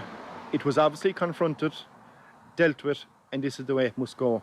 So you can see there's a huge change from that game to now, and it's Donal O'Grady's handprint all over him. They're a lot more organised. And watching them against Kilkenny, to answer your question straightforward, I was blown away by Cork, I have to be fair. I was a neutral watching it, and I was hugely impressed. So it's a final, and it could turn out to be probably one of the greatest classics of all time. If the best version of Cork comes and if the best version of Limerick comes, we're in for some treat. Limerick then, I guess, there has been a couple of schools of thought out there as to how is the best way to beat them. Maybe if you took the first 5-10 minutes of the Waterford game in isolation, you thought, right, okay, Waterford are maybe doing what Kilkenny did in 2019 a little bit. So why did Limerick end up running away with it in such emphatic fashion? The Waterford game? Yes. My belief really for that is straightforward now, and Waterford now, you know, have fairly come close with Limerick playing them for the last number of years, so they have a fair idea what Limerick do. And for me watching it, Waterford tried to beat Limerick the exact same way they did the last time, and you know, they were just under pressure and they were punished. And if you're going to give Limerick and allow Limerick have a sweeper, you're going to be under pressure straight away. And at some stages during that game, they'd 1 or 2. So I think tactically, myself personally, Waterford got it wrong and very wrong on the day, and Limerick capitalised on that and they hurt them because of that. But you know, the final, I believe whoever possibly will get it tactically right on the day, both full forward lines will be exactly looking for the same thing. Flanagan is going to thrive on grass, he'll be looking for grass. Patrick Horrigan did the exact same. Aaron Gillane will be looking for space. Jack O'Connor is going to be looking for space. So the team really that comes up with a plan implements what they need to implement, and I suppose more importantly, be disciplined enough to do it for the hour and 15 or 20 minutes. I think tactically it's going to be massive. So whatever team kind of wins that area possibly could come out on top. Are you expecting any rabbits out of a hat from Limerick then tactically? Possibly not. You know, they don't. To be fair to them, I'm not saying this in an arrogant way. They don't need to do it because the way they're going is working and might change now. So probably from Cork tactically. Yeah. Cork will be totally different, I'd imagine, to Waterford. I'd imagine they're going to squeeze up. They might allow the first puck out, but I'd imagine they're going to squeeze in. and put a bit of pressure, not to allow Diarmuid Burns have a cup of tea before he hits the ball, kind of an effort. So they're going to squeeze up, I'd imagine. So, because, you know, in the back room, Donald O'Grady's in there this year, and you can see, as I said, you can see the organisation, definitely in the six backs. Keep possession until they spot a bit of grass, and then they appear to deliver it. So, as I said, you know, tactically it's going to be a huge battle. So, and obviously matchups are going to be huge on the day as well. I should say as well, Ciaran's going to be with us on our Saturday panel on Saturday, obviously, for a few more considered thoughts. What's your routine going to be like for the next few days then? I presume it's chatting to every person on the street about the match and getting up to Dublin nice and early for the weekend? Yeah, all going well, but very, very busy at work. Do a few old interviews, and really looking forward, because there's something special about this game. You know, the championship has been outstanding. You've Kyle Hayes' goal this year. You've Limerick getting an All-Ireland that possibly could win an All-Ireland, will only beating Munster teams. They beat Cork, Tipperary, Waterford, Cork in the final. That in itself is unique and has never been done before. So does a lot to this particular final, and it could turn out to be a cracker. So, you know, I genuinely can't wait for Sunday. Yeah. Prediction, I presume Limerick by X amount of points? Even if the two teams, as I said, bring the best version of themselves to the final, I just think Limerick, with that bit of experience and possibly that bit more, they're probably a small bit more physical than Cork, I think should be enough to cross the line for us. So, Ciaran Carey, thanks a million. You're welcome on, thank you very much. OTB AM. This is OTB Sports Radio. Right, that was really brilliant from Ciaran Carey. I had no idea about his day job there, but he speaks so openly and honestly about the requirement for counselling services right across the country, and particularly after lockdown 3, and that you can't but be struck by this kind of sense of calm that he exudes. That's for sure. He's an incredible man, isn't he? He's a really interesting guy to listen to. And again, I'm kind of like yourself, just kind of doing a little bit of research beforehand. Hadn't realised that he was a qualified psychotherapist, and his business, unfortunately, is kind of under a bit of stress and is needed like desperately at the moment. So he's somebody that you could listen to speak about anything for days, really. And when it comes to the hurling stuff as well, he's got a pretty good hurling brain too, and he was probably the first one who called that Dublin comparison last year, wasn't he? Absolutely, yeah. No one was making that. Certainly nobody from within the county was giving voice to it, and I think that's really interesting, that whole experience of an Irish person saying, actually, you know what, we're going to dream big here, we're going to aim for the top, and we're going to try and be the greatest thing that's ever happened. And it's like, well, okay, great to see. And then they back it up with the way they're playing this year. That's it. I do wonder if like an extra motivating factor for all that bunch is just the fact that the way they won it was in the middle of just this. It was a terrible time to win in All Ireland, to put it bluntly. Right. At least it was a month earlier. They could have at least ridden out this moment when the government wanted the pubs open for Christmas and all that. But it was just as the pubs closed, and it was just at the wrong time. So, maybe that motivates them, or they're like, lads, we didn't get the session last year. We need to get one this year. It doesn't sound like it from the conversation you just had. Literally in my head as I was saying that. What's coming up later this morning? So this morning we have been around the rest of the county. We're going to be joined by a principal of a school in Moyross as we get predictions from the kids who were brought in on their school holidays as well to look ahead to the weekend's game. We're also going to be hearing from Anya Fitzgerald of the Limerick Leader in just a moment, actually, who was helping me to go through all the local sports pages. It is wall-to-wall coverage in all the different papers this morning. We've got plenty more good stuff as well, and also that piece with Piarsaigh and Scoil showing just how Limerick managed to pull this thing off, where they created the greatest hurling machine we've seen until Cork come along and do the exact same thing. Basically, the principal promised some kind of celebrity, and they walked in and went, "Who's this chump?" Basically, exactly. Except for one enthusiastic child who was actually happy to be honest with you. They were incredibly knowledgeable. That's one thing. Everybody's incredibly knowledgeable about hurling. Where I'm like, yeah, very good point. 7-year-old there in the corner backs. Actually, I'm going to use that when we're doing our quick picks on Friday, and I'm going to use your information to actually inform me on hurling this weekend. Come here. What are you doing in Cork tomorrow before we get into the Limerick bit? Yeah, so just about to take off to Cork because it turns out it's a fairly big county. I'm going to go and meet Damien Delaney first thing this morning to do his life in GAA. I got a DM from a former teacher of mine a couple of years ago being like, next time you've got Damien on, make sure to ask him about the time he played against us in the school. And I think people are quite familiar that he was a brilliant footballer, but his father played for Cork in the hurling.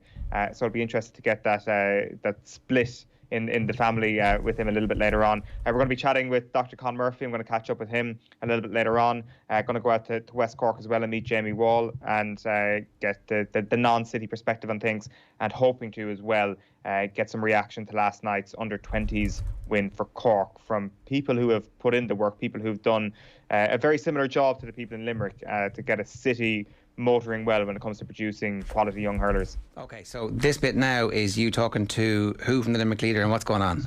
So I'm talking to Eoin Fitzgerald here, the news editor of the Limerick Leader. So as I say, the first 5-6 pages of the newspaper is all about the hurling, the massive sports supplement as well. So she was central to all of that. So we met up in Kilmallock, which is right beside the Cork border, and actually plenty of this chat is about the Limerick and Cork links.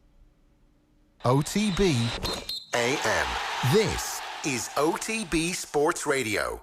Okay, we are here in Kilmallock. I am with the news editor of the Limerick Leader, Eoin Fitzgerald. Eoin, how are you getting on? Good, Owen. How are you doing? Very well. I see your byline all across the Limerick Leader. You want to show everyone at home what you're leading with on the front of the Leader this morning? Yes, well, this week we were out on Monday evening in Kanturk with former Cork hurler Aidan Walsh and former Limerick goalkeeper Joe Quaid.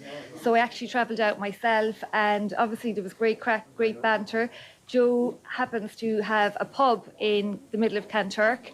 Now, unfortunately, he opened it just before COVID struck, so he's been unlucky. He's had 2 closures. Now he's open. It's an All-Ireland final. It's against Cork, so I suppose it's the stuff of dreams, really, because there's great banter, great crack going on at the moment. Yeah, that seems to be the big thing.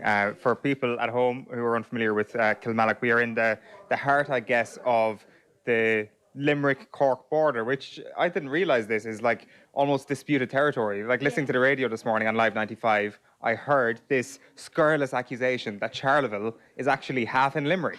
And you're telling me this is actually the truth? Well, there's some townlands that are on the border, we'll say. I won't exactly say that they're in Limerick or one way or the other, but they're half and half in some areas. So Charleville is only about 6 miles back the road, and once you go over Garry and Jerk Bridge, you're into Cork territory. But Charleville is a town that an awful lot of local people from Kilmallock work in, so there's great banter going on there as well. A lot of Limerick people live in Charleville as well, so yeah, I would imagine that there's a lot of pub talk going on at the moment and a lot of hype and banter and all the rest.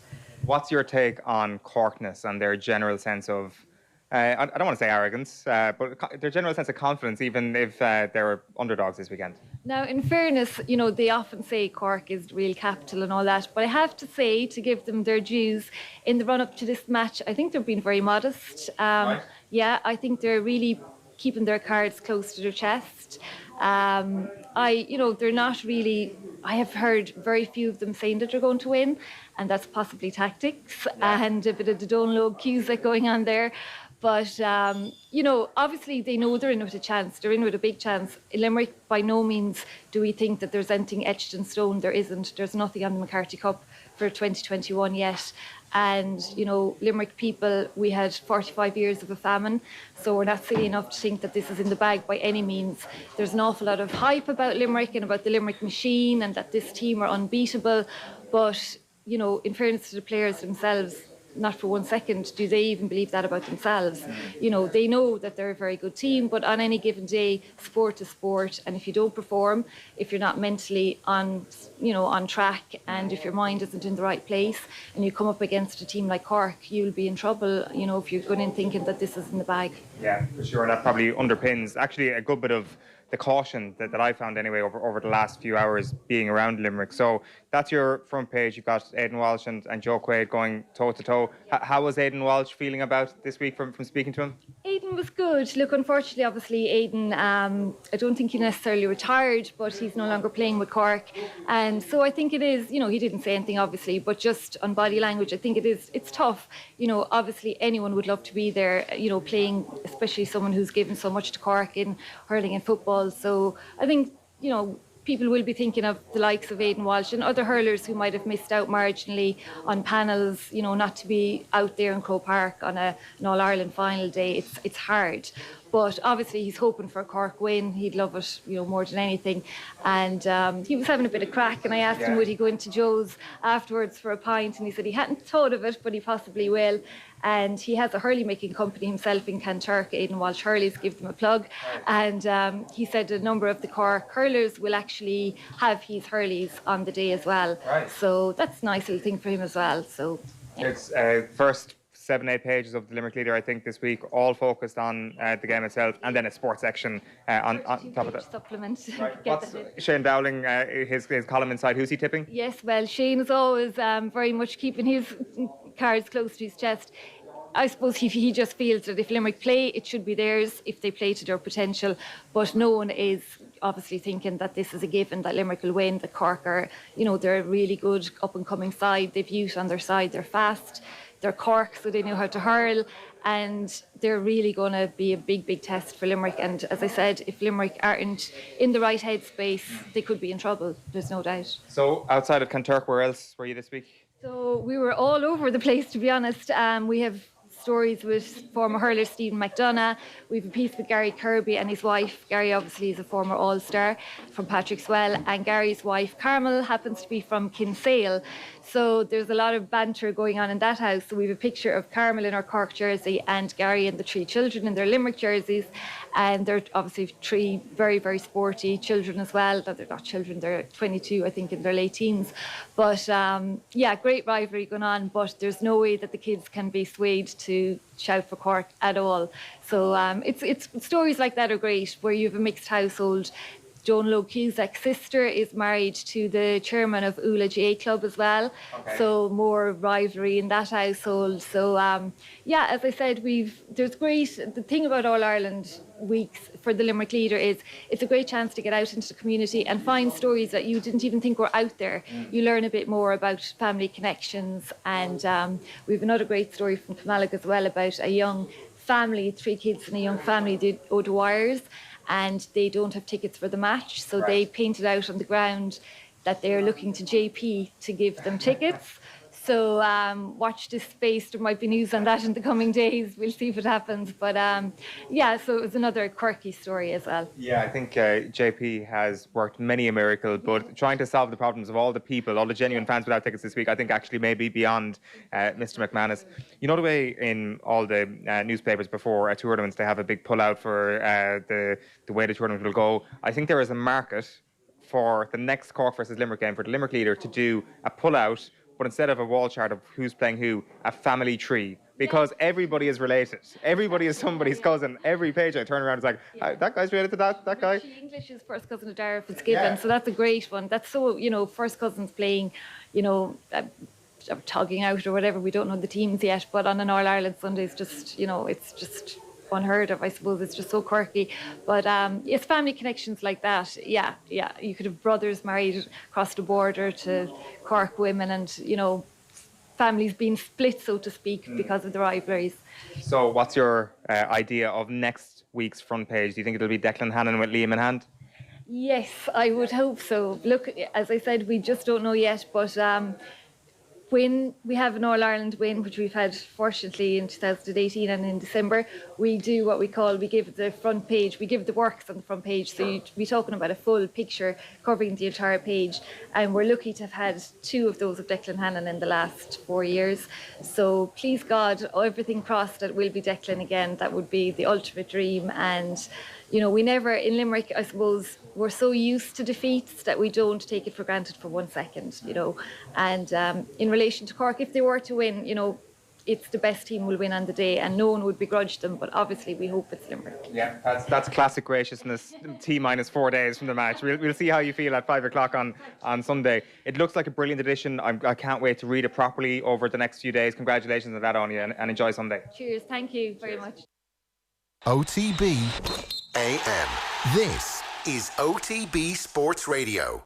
Right, it's 8:48. Great stuff there from the Limerick Leader, and I'm looking forward to their edition next week or Or would it be? Is it the Examiner? Is that actually the equivalent? I know, they're a national paper and everything, but like we know their Cork heritage properly. John Duggan is here with us this morning. John, good morning to you. How are you feeling? Good morning, Jerry. Yeah, I want Limerick to win because my mother's from Limerick, so it's very much the leader. It's a great paper and always a great read down in the Treaty City. That's fair enough. You've got a personal connection. We've been talking about the Red Storm rising. Cork are coming. Yeah. There's going to be a blood red wave washing over the country in hurling. Oh, the arrogance. Oh, no. Well, I mean, what? Yeah. A bit of self-awareness here from the Dubs just for a minute, John. Yeah, well... They barely chanted, "Come on, you boys in blue," all bloody year. Once, 13 minutes in. You got to remember. And then they stopped. You got to remember there's 3 teams I support. Tottenham Hotspur, the Dublin footballers, but if Dublin won the hurling All Ireland, it'd be nice, but I wouldn't have any emotional connection. Clare, my hurling team, for years, Clare were done by Cork in Munster finals, 77, 78. Though that red jersey is like a red rag to bull. Yeah. Now we quenched that. We evaporated Cork in 2013. So, but look, Cork have the swagger. That's their whole identity, and I actually want to see it back. I do want to see it back, but not too much. Yeah. But it started last night. They beat Galway in the under-20 final at Semple Stadium, 4-19 to 2-14. Portrick Power with 1-5. So are they going to have 3 trophies by the end of the week? They talk about 1990 in the double, but it could be the minor, the under-20 and the senior. The minors play Galway on Saturday, and then the seniors obviously against Limerick, as we know, on Sunday afternoon. Celtic on the brink of qualifying for the Europa League group stage, beat AZ 2-0 last night. Yogo Furuhashi and James Forrest with the goals at Parkhead. 5 wins in a row now for the boys. A decent night for Irish footballers in the Championship. This is important ahead of these World Cup qualifiers coming up with Azerbaijan and Portugal and Serbia. Dara O'Shea and Callum Robinson both scoring for West Brom, who went top of the Championship, a 4-0 thumping of Sheffield United. Dara Lenihan scoring the winner as well for Blackburn against Nottingham Forest, a 2-1 win there.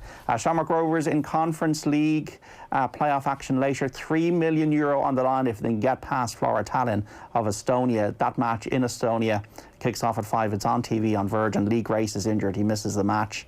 Harry Kane has not travelled to Portugal for Spurs' match with Pacos de Ferreira.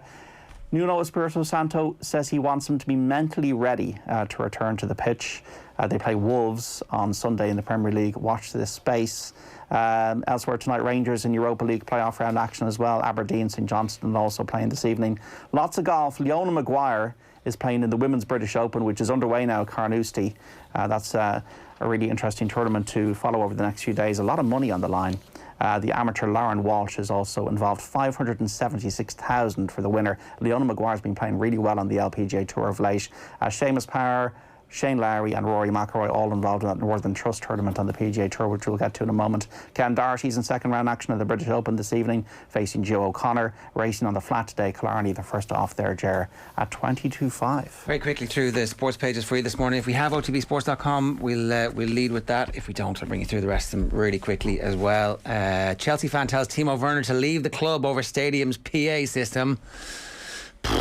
That's they were celebrating winning the Champions League, and they organised to allow some fans in, and they were letting some of them on the PA. It's a recipe for disaster. And then one fan was like, "Yeah, so let's get Timo Werner out of the club." And then apparently he got booted out by the rest of them. So James O'Connor says Cork's return to the top is bad news for the rest. It is. We're worried about this. I mean, that's it. It's like the back page of the Irish Independent there is the Cork under-20s celebrating, and Joe Canning saying he won't change his mind about retirement. The front page of the sports section of the Examiner this morning, red alert.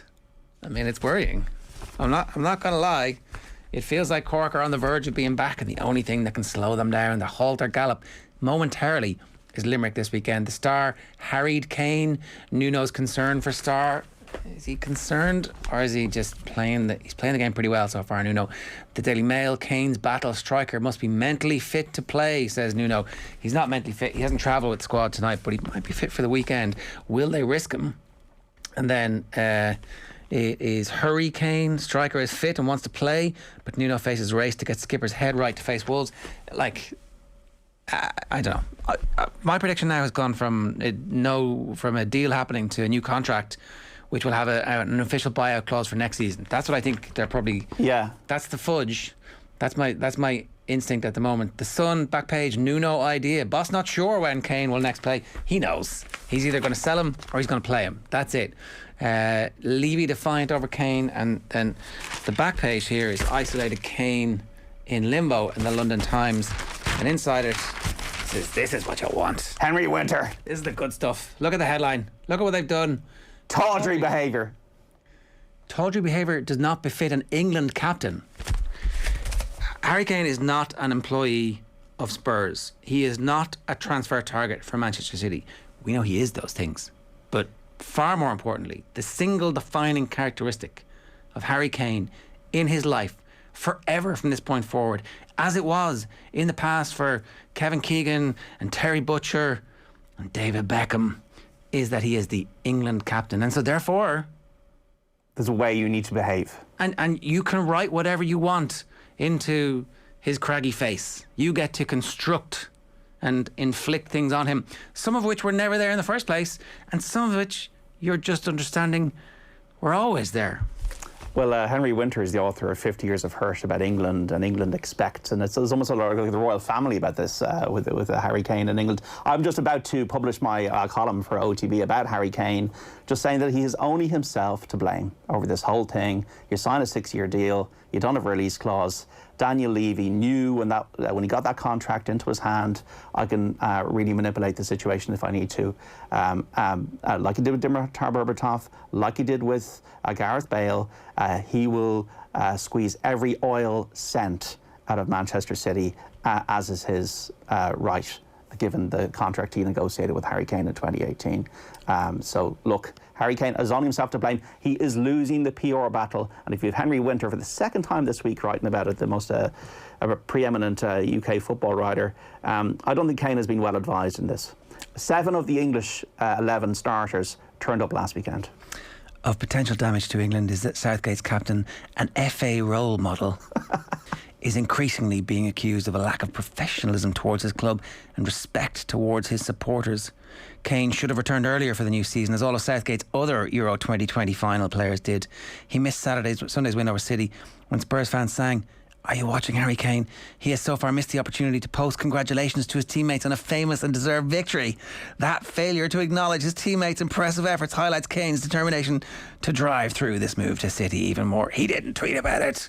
The England captain did not tweet about his teammates. This is a scandal. England expects. Well, it turns out they do. The trade-off for all the extra cash that you make from sponsorship deals and being on the back of the cereal box and all that kind of stuff as England captain is that you get people saying you've got to be whiter than white, metaphorically. Well, the much bigger issue for England is not what Harry Kane does, is what the disgraceful things that happened at Wembley ahead of that final against Italy. We've all forgotten about that, haven't we? No. Sure, look, you wait for it. We'll be here in 2030 with Did they get a proper ban? A full Aviva Stadium for Ireland and England's World Cup. England are going to be playing Ireland, apparently. That was one of the stories. Yeah, that was doing earlier in the yesterday. week, with the Centenary, isn't it? The Centenary celebration. Can we have somebody else? Can we get somebody else? Can we get Brazil? Come on, let's get something else. Argentina, Italy. Like Messi actually played in Dublin. I don't know if I was even at that game or not. I can't even remember. You got the flag over there. It's the 11th of August 2010.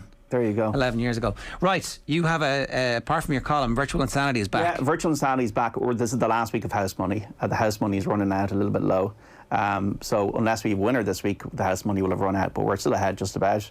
This is the Northern Trust, right? This is the playoffs. This is elite golf now. This is all the top players, 125 in the States. Rory, John Rahm, everybody's involved in this. It's just played outside New York.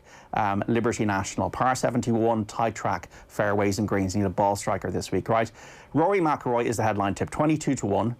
Rory McIlroy is not playing in the major this week, therefore there is less pressure on him. His irons have been his issue. He's been working with Pete Cowan. He has sorted out his irons, put it poorly in Memphis last time, but still finished with 3 rounds of 66. In this tournament in 2019, last time he was played at this course, he was in a tie for 6th. Rory McIlroy, 22-1. For me, he is overpriced. 4 each way is the headline tip on Ireland's Olympian, Rory McIlroy, at 22-1.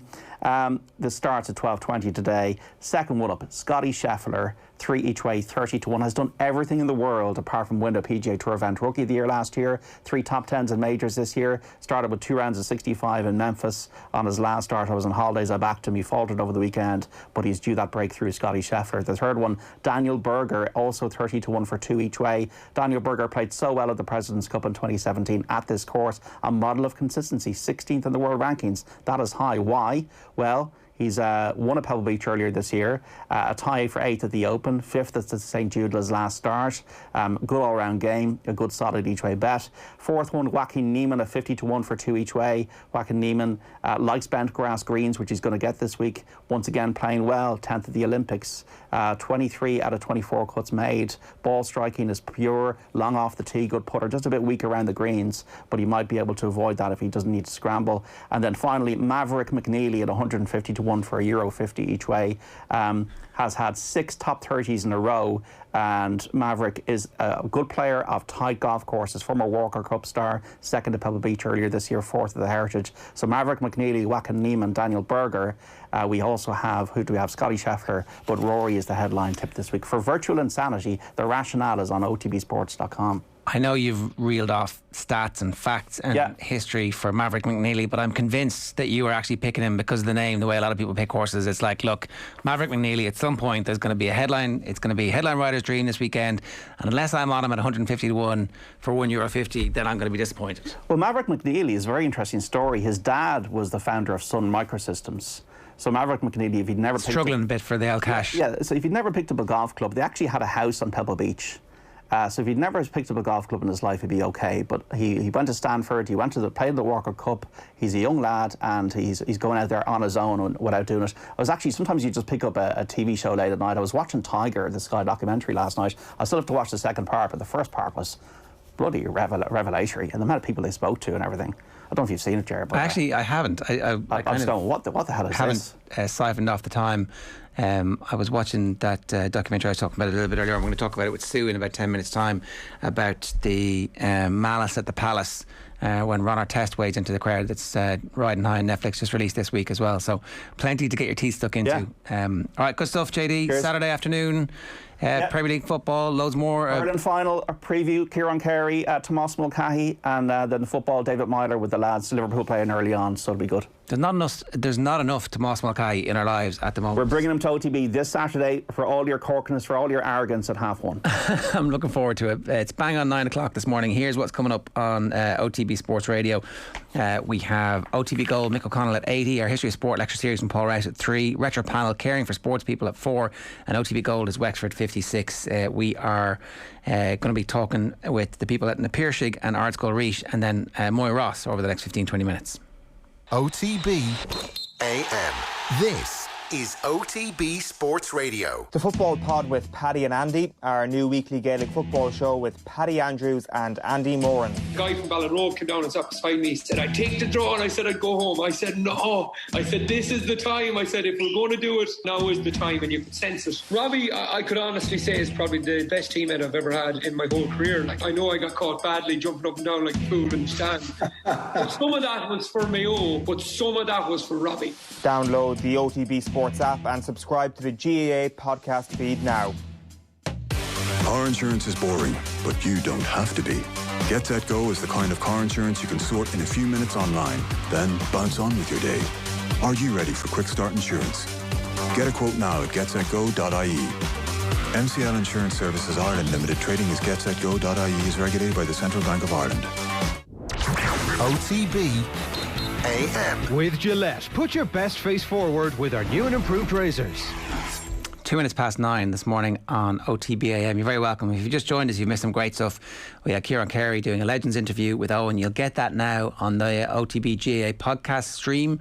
So basically, if you download the OTB Sports app and go to podcasts and search OTB GAA, you'll get that there. You can hit subscribe, and if you want to turn on your notifications for that podcast every time we update it, we'll ping you a little note. You click the button and it'll start to play in your earball. So it's a great bit of kit, very simple to use, and it's also the place where you'll get your first access to the Football Pod with Paddy and Andy, which this week is about 6 hours long. It's a 6 hour epic, and do you know, I think they probably had another 6 hours in them. I'm only joking, it's only an hour and 50 minutes, but it's absolutely brilliant stuff, and I don't think anybody has quite had their fix of the biggest sporting sensation of the year so far. Just a quick reminder, OTB AM is brought to you by Gillette. Good morning, start with Gillette. Put your best face forward with their new and improved razors. It's a very special edition of OTB AM. We're in Limerick today. Eoin is down there. He is on his way to Cork this afternoon. He'll be live from Cork tomorrow morning. And whenever Eoin goes on the road, some gold happens. So he popped over to Moyross yesterday and spoke to Tiernan O'Neill, the principal of the primary school, about hurling in the area. You're going to hear from him in just a moment. But first, here's his students educating you on what's going to happen this weekend. OTB AM. This is OTB Sports Radio. They're a brilliant team and they're young enough, sure. So they might dominate for a few more years. I think Limerick will win. What gives you that impression? I just think that they're like a lot quicker and they're like probably a bit better than Cork, but like Cork is still a very good team. Who's your favourite player? My favourite player is Ciaran Lynch. He's just a good hurler and he's a nice lad. And he works hard. He does. He works very hard. He's a very good fella. Have you met him or any of the players before? Yeah, I've met him a few times. On the pitch after matches and stuff like that. And I'd say he always stops for a chat afterwards, does he? Sometimes he would. I think Sean Finn's really good, and so is like Dara Donovan and all. They're all really good. What impresses you most about those two players? I think just like they're like Sean Finn's so good for clearing it and yeah. Then Dara Donovan's really good for scoring points. He played very well against Waterford anyway. Got man of the match, didn't he? Would you say they're the best team in the country, and by how much are they the best team in the country?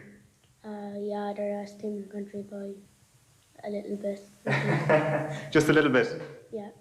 Who would you say are their closest challengers at the moment? Cork, Tipperary. I'm a bit nervous because Cork are a very good team.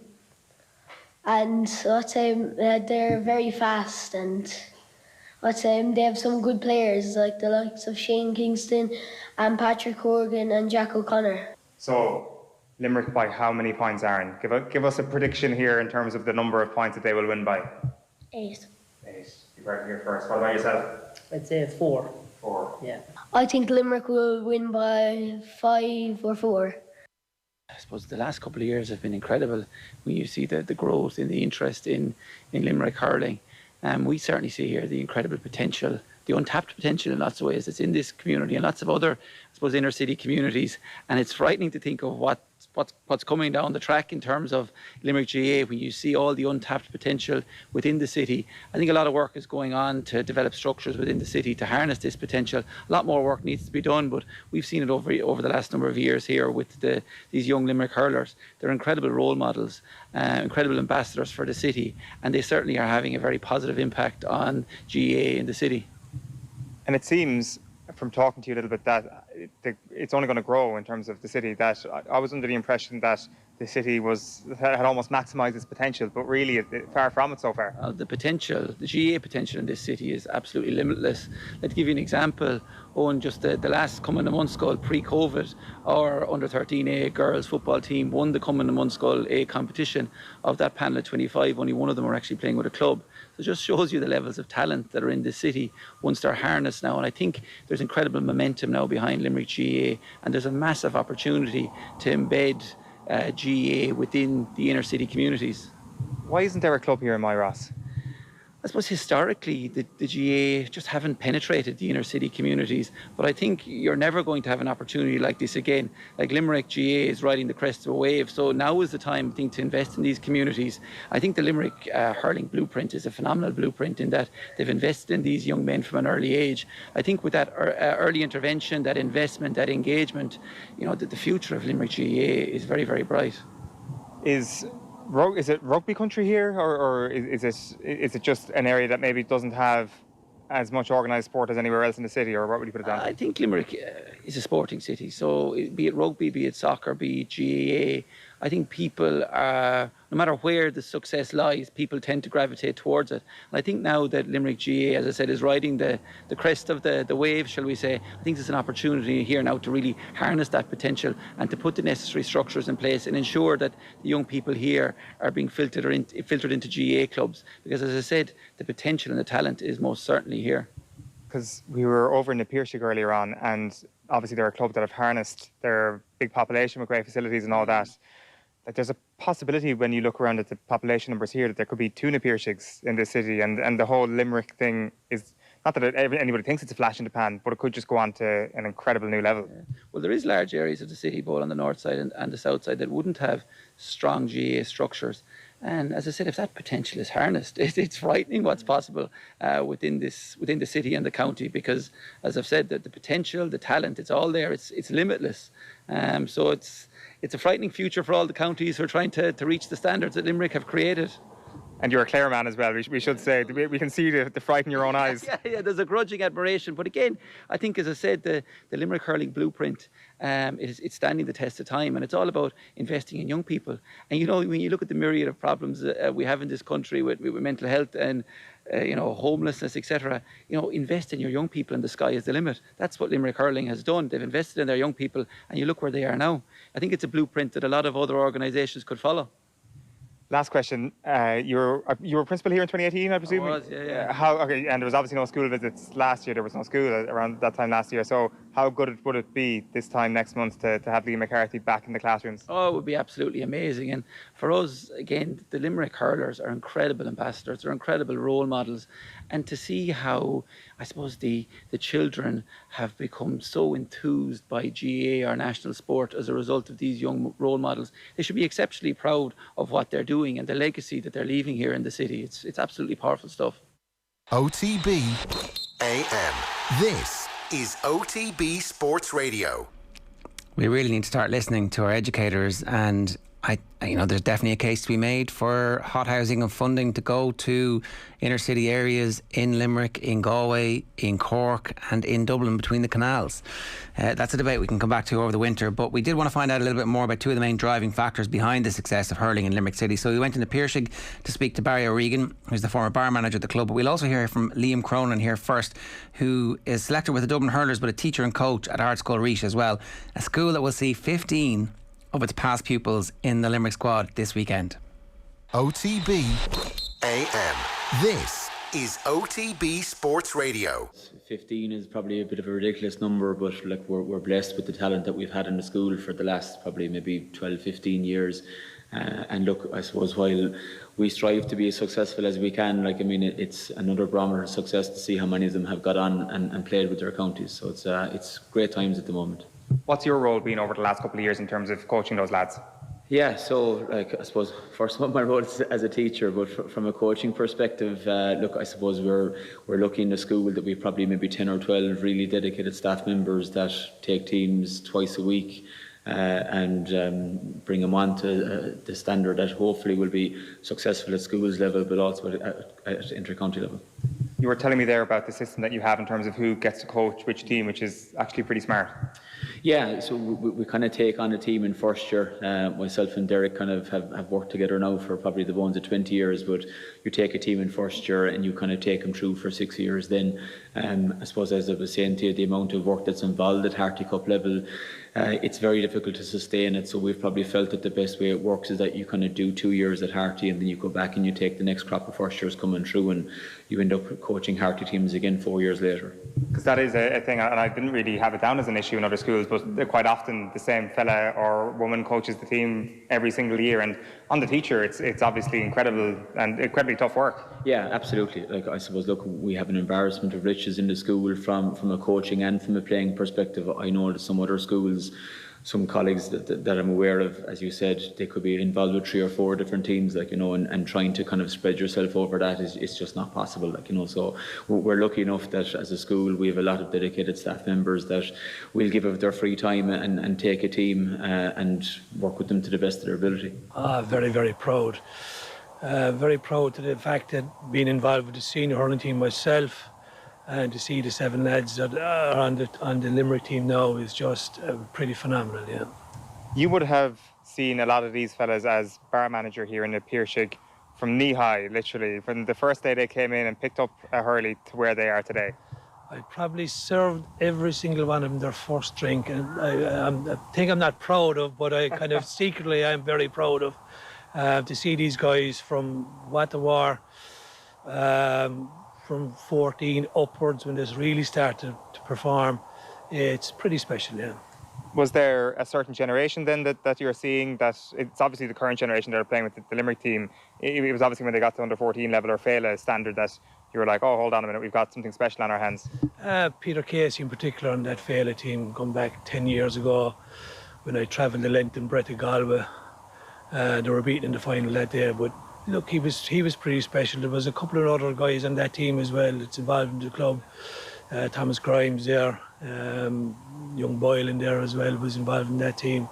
Garrod's in it. They're all involved in the senior hurling team here. And look, everybody's proud of the lads and they're proud of the achievements they've done in the last 10 years, you know. What do you think is the main reason why this club in particular has had such success over the past couple of decades? The coaching has a lot to do with it. People putting their time in. Time is everything. And people, the likes of Liam O'Brien, Bernie Buckley, these are guys that took these guys at a young age. Timmy O'Connor was another guy there, and gave time, effort, patience and commitment to the guys, and this is the fruits of it now, I believe, yeah. There are Clare jerseys, there are rugby jerseys up there behind you. What an absolute disgrace to the Limerick hurling fraternity. Yeah, it's a very unique mix in the school. Not only do you have the Limerick and Clare issue, but I suppose, look, you have hurling and rugby being played to a very high level here. So yeah, it's a very eclectic mix of jerseys behind me on the wall.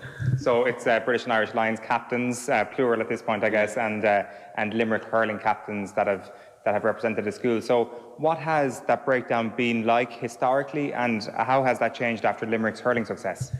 Yeah, look, I suppose I'm in the school over 20 years now, and I suppose initially when I started it probably would have been more known as a rugby school than a hurling school, but probably maybe 15 years ago now, the teachers that were involved with GA themselves decided that they were going to see could they take the hurling in the school to the next level. We probably felt that Sexton Street would have been traditionally the nursery for Limerick hurlers, and they probably hadn't been successful in probably 10 or 12 years before that, so we kind of felt that there was an opportunity there for us to kind of maybe brand ourselves as that academy for hurlers or nursery for hurlers within the city. So yeah, we rode in behind everyone, and like 15 years later we have probably 5 Harty Cups and like 15 lads that are going to be going to Croke Park on Sunday, like, you know, so it's been fantastic. Did that upset the apple cart a little bit with the people who saw us as a rugby school? Probably not really. Like with the exception of maybe a handful of guys that would play dual, like they're probably very different sports. You know, it would have been different maybe if it was maybe hurling and Gaelic football. Even though we did play Gaelic football in the time, the Limerick's coach on Sunday, Paul Connerk, has won many football medals for the school as well. But generally speaking, they tend to be two different groups, really. Like, you know, like while students can play both up until junior cert, generally speaking, by the time they get to senior cup or Harty Cup, they've probably nailed their colours to the mast, so to speak, at that stage. You see them there. They're young men now, they're fine young men, and they're out in the big bad world now, trying to earn a living there now. But I saw them when they were 12 and 13 years of age. Butter wouldn't melt in their mouth, kind of thing, you know, and you know, they were kind of getting sneaky points at 18 and 19 years of age, and you know, they deserved them, you know, after a match there to be winking and nodding at me there. And but, you know, look, I was as proud as them, and as they were as proud as me, giving them the pint, kind of thing, you know. So it was nice to see this, and even to this day, like, they're still supporting the club as well, you know. Was there a player or a handful of players at underage level that stood out from the rest, like, or were they all kind of a similar standard, and it was like a team thing? A lot of them would be a kind of a standard kind of thing, but you always have to kind of the one. Dowling was always a kind of handy player. Peter Casey was a kind of a, you know, any fella that gets the goals kind of gets the applauds, and the likes of the Carl King there now, he was in the county panel there. He's a backman. You know, you'd never see a backman getting an applaud, but look, everybody knows, and they're all friends inside there. There's nobody kind of better than anybody else, and they're all together. And the great thing about it, you'd see them in bunches of 10 and 12. No matter who scores the goals, they'll all sit down together, you know. It's interesting as well that you mentioned that you're a teacher first and foremost, and what tends to underpin a lot of these schools is that it is academics first and foremost. So who are the brightest lads academically, because it doesn't always go hand in hand, who are the brightest academically in that Limerick squad? Oh, at the moment, well, I like just I suppose very recently, I'd say Cathal O'Neill is only just after doing his leaving cert. I think he'll do a very good leaving cert, and so will Colin Coughlin, two very, very bright kids. But even I remember back in our first 30 Cup success in 2010 and 11, the likes of Adrian Breen and those guys, I suppose what schools hurling does for them is it kind of allows them, or it teaches them how to manage their time, and while they were very busy on the hurling pitches, they were equally as busy from a study perspective too. You've got obviously the inside track and someone like Cathal who's been spoken about quite a lot. I think he's there's always a couple of hurlers who get spoken about quite a lot without anybody having seen them all that much outside of Limerick, obviously. So how good is this guy, and how terrifying is that Limerick depth over the next little while? Yeah, the last Harty Cup team that I was involved with, we won the Harty in 2018, and Cathal was a third-year student at that time and scored 1-3 in the final. So, we knew from a long way off that this kid was going to be really special. And I suppose, it was a pity in the year that was in it with COVID that he didn't get to play a Harty Cup in his final year. But I've no doubt that Cathal is going to have a long career wearing the green jersey of Limerick. And it's extremely exciting from our perspective here in the school to see himself and Colin being added to the list of the likes of Declan and Sheahan and Keane and so on and so forth. Is there more coming through the conveyor belt? Is it still well oiled at the moment? Yeah, very much so. And that's the thing. It's fantastic to have 15 lads going up there on Sunday. But we've equally had a very strong contingent on the under-17 Limerick panel this year, and the under-20 panel that were beaten by Cork in the Munster final. With 7 or 8 guys involved in that as well. So I suppose that's the key from our perspective in terms of the long-term success, is that it's not just one team, and then you kind of go missing almost for a couple of years. That we're trying to build a kind of a conveyor belt of talent that will serve the school well, but also that will serve the county well in years to come. Is there actually conversation between the county board and the school? I suppose when 15 years ago, when we said that we wanted to really concentrate on becoming a strong hurling school, without doubt we got huge backing from within the school, first of all from Breed Brown, the principal at the time, but likes of Mike Reardon, the county secretary, and Noel Hartigan in the games development side of things, Jerry Bennis, Eamon Field and Owen Ryan. There's huge, I suppose, links between the school and the county board. There's a cool camp going on here at the moment, 183 kids or something like that. Is phenomenal. 10 years ago when we were running these cool camps, or even the camps, the club that were running the camps themselves, you were getting 90 to 100. You're running 180. That's phenomenal to see that kind of numbers, and all wanted to pick up a hurley, and all kind of with Dowling or Casey, and you can hear them out there when they're hitting the ball, and Dowling, Casey, and that's what it's about. That's what it's about, and having the young fella having a smile on his face and giving him a little pat in the back. But the good thing about it is, when you're just touching on that, to see the likes of Peter Casey, to see the likes of Conor Boylan, to see the likes of Jerome Boylan coming down and coaching the kids here. Every single one of them, William O'Donoghue to Shane Dowling, Peter Casey, Mike Casey, David Dempsey, Adrian Breen, every single one of them are part of an underage team here in the club. Right, I didn't realise that, so they're all giving back. Every single one of them, even from the Carl King, Alan Dempsey, David Dempsey, every single one of them are involved in an underage team at some level, from under 6 up to under 15. So I was going to ask, when you've got that huge upturn in the kids coming, is it down to the inspiration of the team, of the county team and the club team? Or it literally is an inspiration, they're literally coaching them? Absolutely, 100%. And it is an awe there when you see William O'Donoghue there. We're young guys. William is a fine big man. Yeah. And when you see young guys looking up at him there, in awe of him, and when you're being coached by that on a Saturday morning, sure, you've got to come back, OTB AM. This is OTB Sports Radio. Games in rude health in Limerick for sure. We'll be in Cork tomorrow to find out why the red storm is rising. So my thanks to Owen and everybody involved in Limerick for helping to put that together, and particularly to the people of Limerick for opening their green and white hearts to us. And obviously it'll be red and white on the show tomorrow. In the meantime, it's time for us to look forward to what we can all sit and watch the weekend when the sport's not on. Sue Murphy, good morning to you. Hi, how are you? We're actually starting with a sports documentary this week. There's a new doc called Untold, Malice at the Palace. Yeah, I'm a bit obsessed with this. This is actually a series of docs. There's 5 different docs that are going to go onto Netflix over the next couple of weeks. The first one was Malice at the Palace. Christy Martin is the second one, and the story about how her husband and coach shot her and stabbed her 8 times and then made out like he didn't do anything and that was her fault. But the first one is Malice at the Palace, and I honestly... Do you know when you're watching something and sometimes you pick up your phone every now and again? I lost track of time watching this documentary. It was so well put together, so well told. It's all about the Pistons and Pacers fight brawl at the gym in the Palace in 2004 in Detroit. When things got a little bit out of hand, somebody threw something at one of the basketball players and from the Pacers, and they went up into the stands and started a few fights. There was chairs pulled out, bottles thrown around the place. They were forcibly removed from the court. It took about 7 people to remove each of the players from the court. The footage has never really been shown before. There was certain edited footage that was put on ESPN that the players are very eager to say that was very edited. There's about 5 minutes that was played on loop for days after it happened. And the impact that it had on the people that were involved is unbelievable. But they spent a good hour building up to the brawl. And they kind of give the background of these players and what happened and how hard it was to go into Detroit and how the crowd were a bit mad there and they were a bit intimidated, how the security was lax around the night.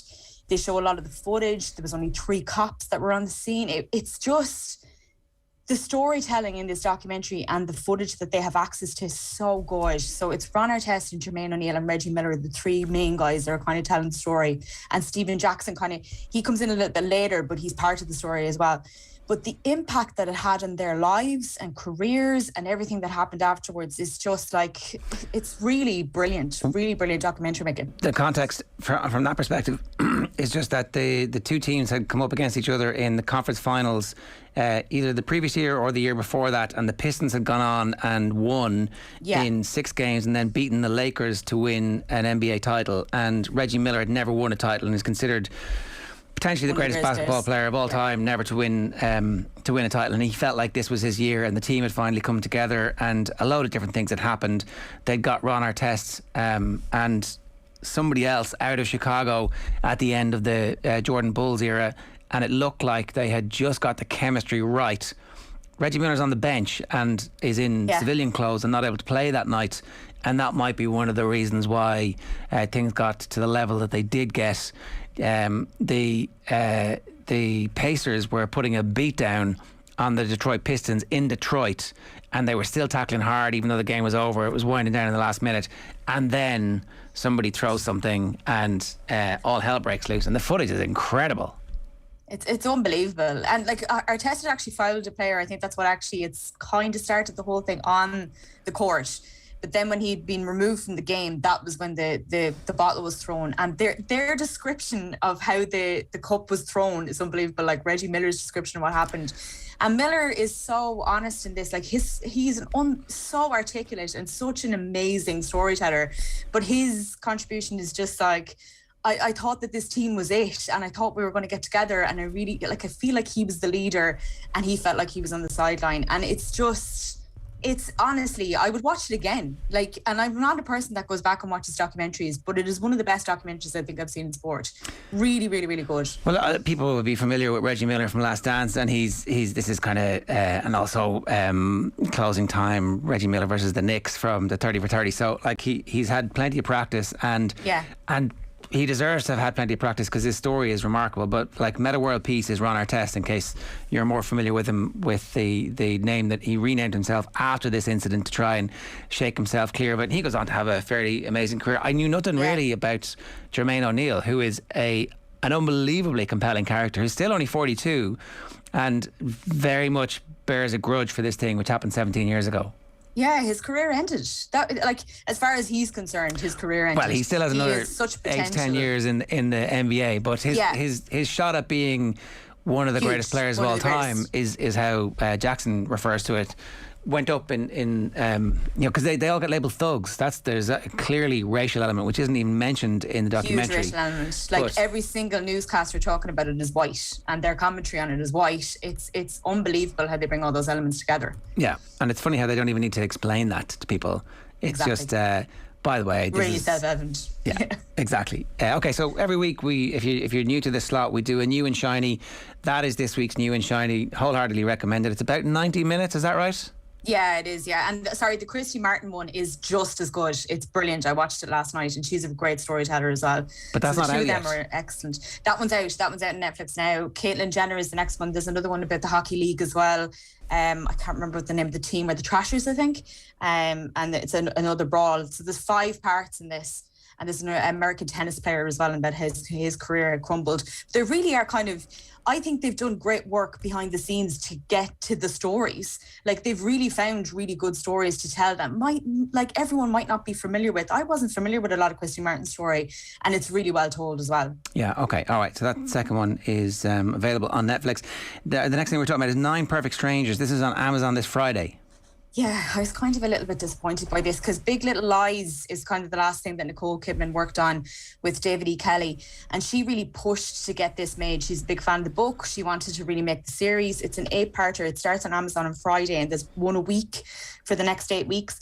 So I was expecting a lot, but there's a lot of setup, and I can't really give any spoilers because it's obviously week by week into the second episode, but the first episode is really just introducing everyone, and they're going to this retreat that's run by Nicole Kidman's character called Masha, who's this really scary Russian lady, but she's trying to tell them all to relax and that everything be fine, even though she's threatening them all the time. They're not allowed to leave their rooms, and they have to eat certain food, and they have to dig their own graves and bury themselves and all this kind of weird stuff. But she's picked these people because they all complement each other in some way, so their stories are kind of coming through in the first episode, and why they're all there together at the same time.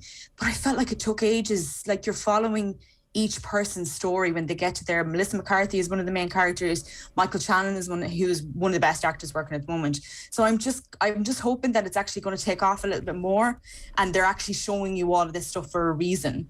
Because at the moment it feels like there's a lot of scene setting and there's a lot of setting the table. I'm going to have somebody absolutely get to the end of one of these TV series and go, this is amazing, because I watched The Undoing, and I want that time of my life back. That was the Nicole Kidman Hugh Grant thing, which was just shite. Such a disappointing ending, and it was setting itself up so well. Like, and we've had that conversation before. It was like, oh, it's beautifully shot, and it's really, yeah, that's what I expect. If you've got like 25 million in each episode, I expect it to look good, but I would actually not mind if the story was in any way decent.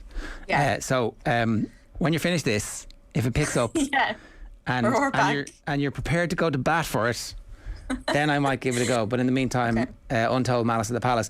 What's next, Sue? So just the missing gem. The American Crime Story is kind of a series where they focus on different things that have happened in American history. So The People versus OJ was the one that I loved it, and I went through this phase of like watching a lot of OJ Simpson documentaries. Well, they came out at the same time. Yeah. Yeah. So there was the one that was on the BBC. I'm not sure it was originally shot, but it was a 3 or maybe it was a 5-parter on OJ, and it was really in depth. And ESPN made that one, and that won the Oscar. And I'm pretty sure it's 8 episodes, and it's 9.5 hours. Yeah, I watched all. Yeah, I watched all of that. And this came out at the same time, and it's another 8 episodes. So it was like basically 100 hours of O.J. Simpson in 3 weeks. This is 10, and I really felt like, because I kind of started to watch the ESPN one, and then went back to The People versus O.J. and I was like, how are they going to get 10 episodes out of it? But they did, because there's so much in that story, and I just think Cuba Gooding Jr. was so good in it, and Sarah Paulson as his lead lawyer. And they really, like, at times, because I was watching the two of them together, I was like, wait, am I watching the documentary or am I watching the fiction? Because it actually, they made the court look great. Their hairstyles were great. The whole thing with the glove was shot brilliantly. It's actually very, very good. But the reason I wanted to point it out was, if you haven't seen it, go back and watch it, because there's another one coming out, I think in the next 3 weeks in the States, so it might be a little while before it gets here. But it's the Monica Lewinsky, Bill Clinton American Crime Story, and there are a lot of people very excited about this to see how it goes. The Murder of Gianni Versace was the other American Crime Story. I actually really enjoyed that. It didn't take off. It didn't get the same kind of ratings as the OJ one did, but I thought it was excellent because I knew nothing about that story. Yeah, I thought that was a bit of a slow one as well. It took a while to get into it. I didn't enjoy it as much. I thought the OJ one had more production in it, and it was like better thought out across the 10 episodes, if you know what I mean. But the Versace one is really good as well. But I actually can't wait for the Lewinsky one. I'm planning to go back and listen to Slow Burn, the podcast about the Lewinsky Clinton thing before I go and watch it. So I'm ready for the next. Where do people find American Crime Story? Well, it's meant to be in FX, so I'm not sure where it's going to come here, but it's going to be here in September. Well, it's going to be there in September, so it could be October before it reaches here. Okay. I'd say it's probably one of the English channels. Sometimes Channel 4 pick those up, those kind of things, or it might be picked up by one of the streaming. Okay, we got to go, but you're still watching Love Island and season 2 of The Sopranos. Yeah, I want season 2 of The Sopranos. I've just been flying through The Sopranos. I really sound like I do nothing but watch TV, but it's probably true. I do nothing but watch TV. These things are the same. Season 2 of The Sopranos and Love Island. You know, I watch one after the other as well. I watch an episode of Sopranos and then go straight on to Love Island. But I'm really enjoying I think we were so spoiled with The Sopranos the first time round, and I never realised how good it was. I know that sounds shocking. I know, but when you were watching it the first time round, I don't think you get, like, the mother for me, Olivia, is just, that character is way more overbearing than I remember her. And his relationship with Carmela, I wasn't as invested as I am this time around, and it just makes it so different. It gets better with each watching, it's true. Sue, good stuff. Yeah. Thanks a million. Thanks a million. Sue Murphy giving us our TV recommendations every Thursday morning here. If there's anything you'd like us to talk about or watch or think about, then you can always text the show 0879 180 180, or that's WhatsApp, whatever. You can also leave a comment in the YouTube stream and we'll pick it up in a while. OTB AM is brought to you live every morning by Gillette. Good morning. Start with Gillette. Put your best face forward with their new and improved razors. Today was part 1 of our All-Ireland Hurling Final special, brought to you show live from Limerick. Tomorrow bringing the show live from Cork. Wall-to-wall coverage from 7:30 to 10 with Eoin and Sheahan. Stay tuned to OTB across the day on our social channels, YouTube and podcast feeds, and also OTB Sports Radio. If you have the OTB Sports app, then you'll know all you got to do is hit the radio tab and you'll have our 24-hour sports radio station. Some big news coming on that in the coming weeks about some brilliant new content that we're going to bring you. First though, here's David Meyler on The Football Show with Joe. Now, you're very welcome back. Happy to say David Meyler is with us. We're chatting about various bits and bobs. One to throw at you. Sorry, I'm springing this on you, but I just saw this before coming on air. Raul Jimenez of Wolves. It's great to see him back and playing and made his recovery. Just, I know you've come through serious injury yourself, and it's quite interesting reading his interview. So, Raul Jimenez, I think everyone remembers last November against Arsenal, had the skull fracture. I was watching the game. It was a gruesome kind of moment when he clashed heads with David Luiz. So he's back training. He played 90 minutes for Wolves against Leicester, and he was talking about how lucky he was. So Raul Jimenez says here, there was the skull fracture, the bone broke, and there was a little bit of bleeding inside the brain. It was pushing my brain to the inside. That's why the surgery had to be so quick. It was really a great job by the doctors. And then of his career, he says he was warned there are now big risks with continuing, or certainly risks, he said, but because they're doctors, they have to tell you the truth and you have to take it. The skull fracture did take a bit longer than we all expected to heal, but it's a miracle to be here. And then of the day itself, he says, all I can remember is we arrived at the stadium, left my things in the dressing room, went out onto the pitch to see the pitch, and then we returned to the dressing room and then it's lights out. I remember nothing else. I can remember first waking up in hospital. So he decided he wanted to watch the footage back, and to watch the footage back non-stop of what happened. So his logic is as follows. He says, I asked the physio to send me videos from every angle, different sides of the pitch. I wanted to see what happened. For me, it was like it had never happened in my memory, so I wanted to see. And he goes on to say how he felt that would help him understand what had happened or what he could have done to avoid it. And he's obviously wearing headguard gear now, which he doesn't want to wear, interestingly. So he says that the doctors have insisted he wear padding around the area. And on coming back, and I guess this is akin to like when players say shipping the first tackle when they're back from an injury, he talked about like the first headers, and in particular like headers near where the injury happened. He said the first time heading was when I was on my own with a physio, the first days of pre-season. I was a bit nervous. I went to head the ball with caution, not scared, but knowing, okay, I'm going to head the ball on the side for the first time, so be careful. But then when I headed the ball, I realised nothing had happened, so the next one came and I did it like I used to before. And Wolves at the moment are still limiting the number of headers he does in training, he says, just for a couple more months. So it's amazing he's able to be back playing football and heading the ball, and played 90 minutes at the weekend. Because I have to say, I don't know what you thought, but when the injury happened and then you read about his intent to return, I never quite felt Peter Cech, for instance, was quite the same after the Stephen Hunt incident, and Peter Cech wasn't heading the ball all that often either. Well, I would use the example of Ryan Mason, who was with me at Hull when he suffered, skull fracture against Chelsea. I actually came on from in the game, and like listening there to you speak about Raoul is just, it's simply a miracle to talk like that. It was close to life or death. That almost all football thoughts go out the window. To see him back is fantastic. It just really is crazy, because I remember I was rehabbing a knee injury, and I was actually spent quite a lot of time with Ryan, and he was never heading the ball. It was never thought about. He went to see various different, experts. 3 told him that he couldn't come back. There was one said potentially could come back. But to see Raoul back, obviously playing 90 minutes, and that is fantastic. It is, when you look back on it, I do remember the incident, like the clash of heads is always that worried one, when a defender comes kind of flying out. I'm not saying for a second David Luiz meant it or anything, but when you do see heads kind of coming close together and then the force that's in them, it is scary and it is worrying. But look, I wish him all the best. I hope he's fine, and I've no doubt that Wolves will look after him, that they will limit his heading or whatever, that he will be okay. Be interesting to watch him over the next few weeks. Like, God, you'd forgive him for not wanting to go in for a high impact 50-50 header. Like, just to lose your nerve, a touch would be so forgivable. Yeah, 100%. And as much as he's probably in a protected environment with the physios or in training, that in a game the balls move at different angles, it's very hard to recreate an on-field experience as opposed to with a physio when you're working like that. I remember one time coming back from my own cruciate, the physio at the time, Dave Billingsley, had gone to our video analyst at Sunderland and had asked him to print out all my movements in 90 minutes. We actually went out on the pitch and I had to recreate. So it might be like walk, then sprint 20 yards to the right, slide tackle. I was almost trying to recreate the whole thing as kind of a test to kind of like put me through my... It's very difficult as well when you're one man running around the pitch on your own trying to recreate movements you've done for 90 minutes with no fans, no other players or opposition. And sorry to interrupt, I would think as well your brain knows what's next each time, so you can protect yourself a touch. Yeah, and there's also that point of if an opposition player is running down the wing and I'm going for a tackle, you're going to obviously slide tackle in, but you're going to hit him hard.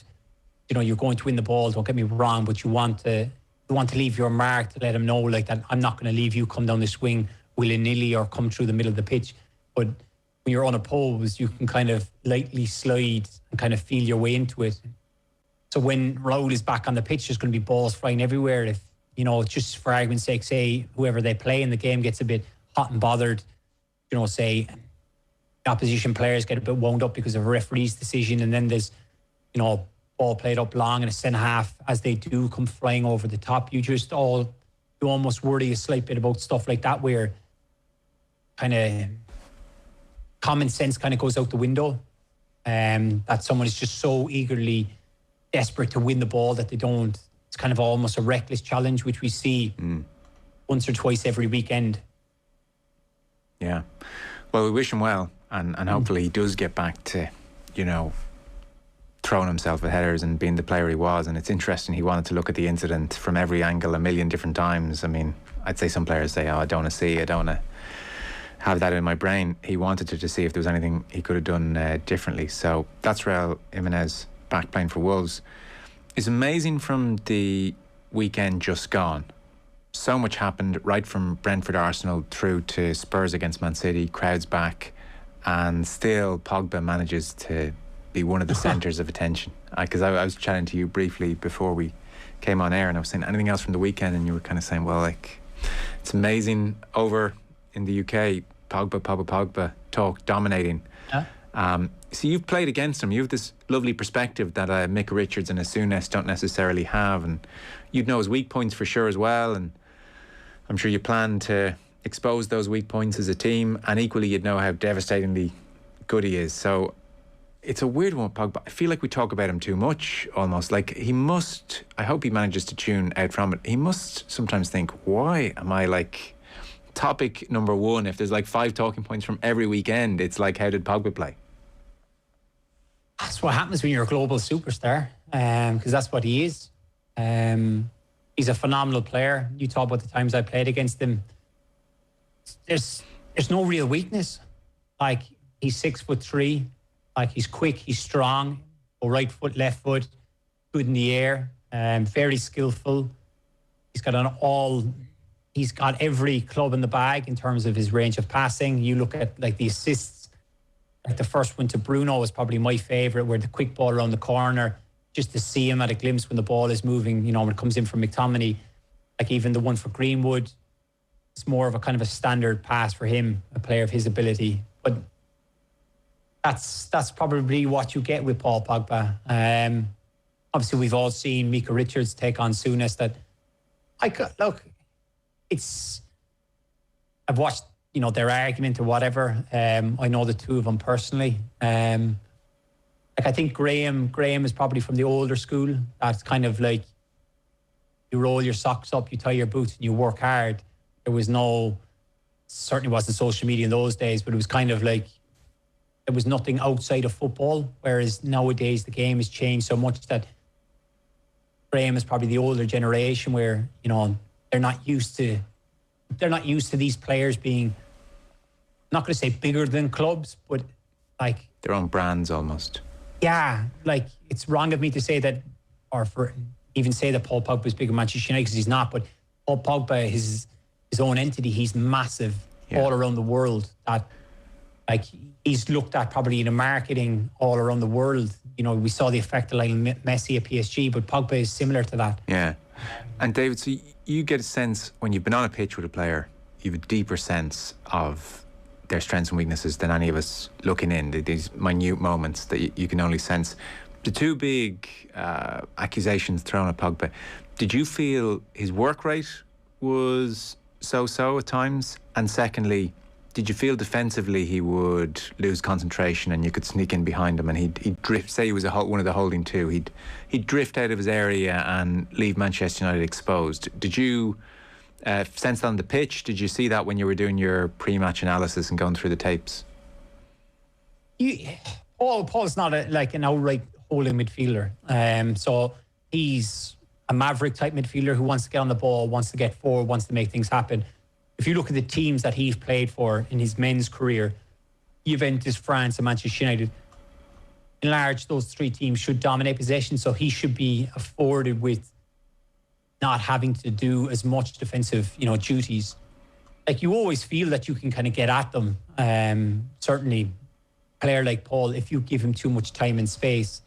My way would I grew up obviously with a GA background. My way was always kind of like, can I get into his face and get up against him and say, like, how much do you fancy this? Because if I go toe to toe with Pogba in terms of ability, I'm going to lose every day of the week. But I would then say, like, how much do you want this? Where you're elbowing and kneeing and, you know, grabbing hold of someone and you're really trying to, a bit like you know, Cork and Kilkenny last week when the referee's trying to, you know, throw the sliotar in. There's slapping and there's belting before the game. That's the way you have to approach fellas like him. Typical Cork dirtiness for any UK listeners. Yeah, I can take that. When we're talking about Cork at the top of the show, that's what we meant. Just but not. And how much? What was the answer? What was Pogba's answer, do you think, to how much did he want it? At times you could upset him and he would get frustrated, but other times he'd laugh you off. And you know, when he'd laugh me off, I'd be the one who'd get more annoyed because I'm thinking, I'm not getting under his skin. I'm not frustrating him. I'm not annoying him where he can take his eye off the ball. That's like, I remember the first time I ever played against Paul Pogba would have been 2011, I'd say. 2010, 2011, I was coming back from my first knee injury. We played the Man United on reserve team / under 23s. And all the young boys in the Sunderland change room were all raving about Pogba. Obviously, I was a first-team player at the time, coming back from injury. I hadn't heard a lot about him. I remember, like, on the pitch, I thought, wow, like, this fella has like he had everything that I've described to you as, I don't know how old he would have been there because we're going back a long time ago. I think he's 26, 27, probably 17, 18. He had every attribute. He had a great size.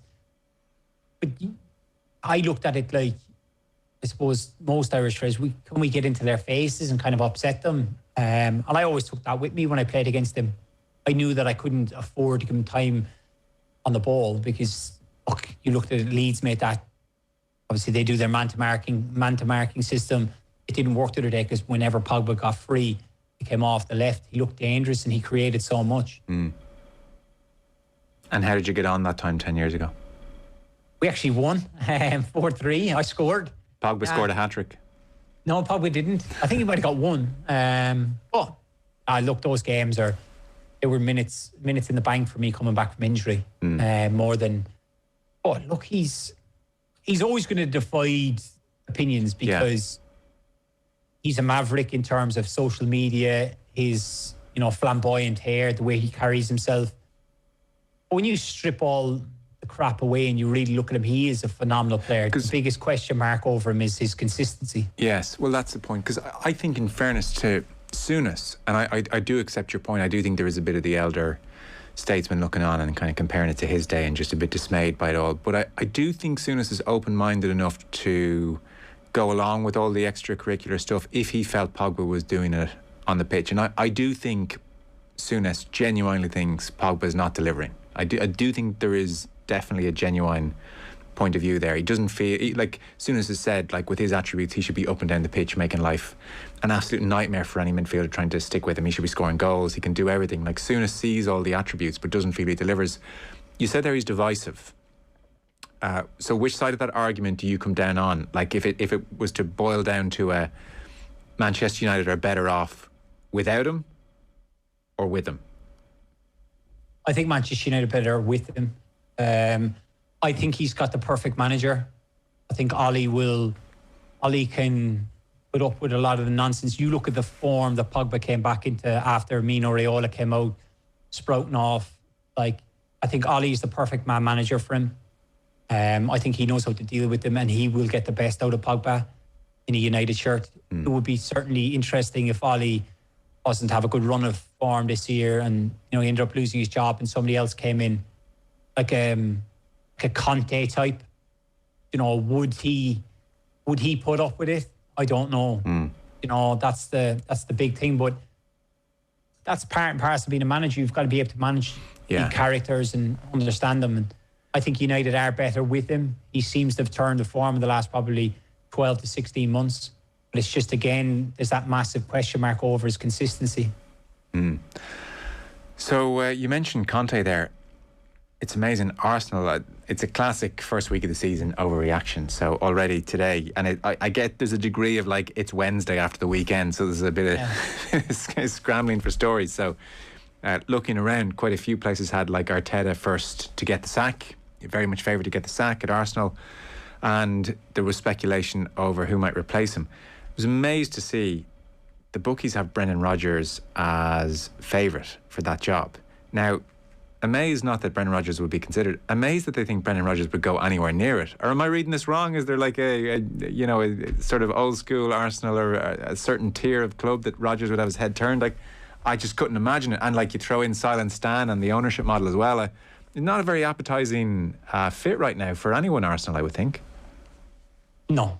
And I think if they really wanted Brendan Rodgers, they would have taken Brendan Rodgers before they got Arteta.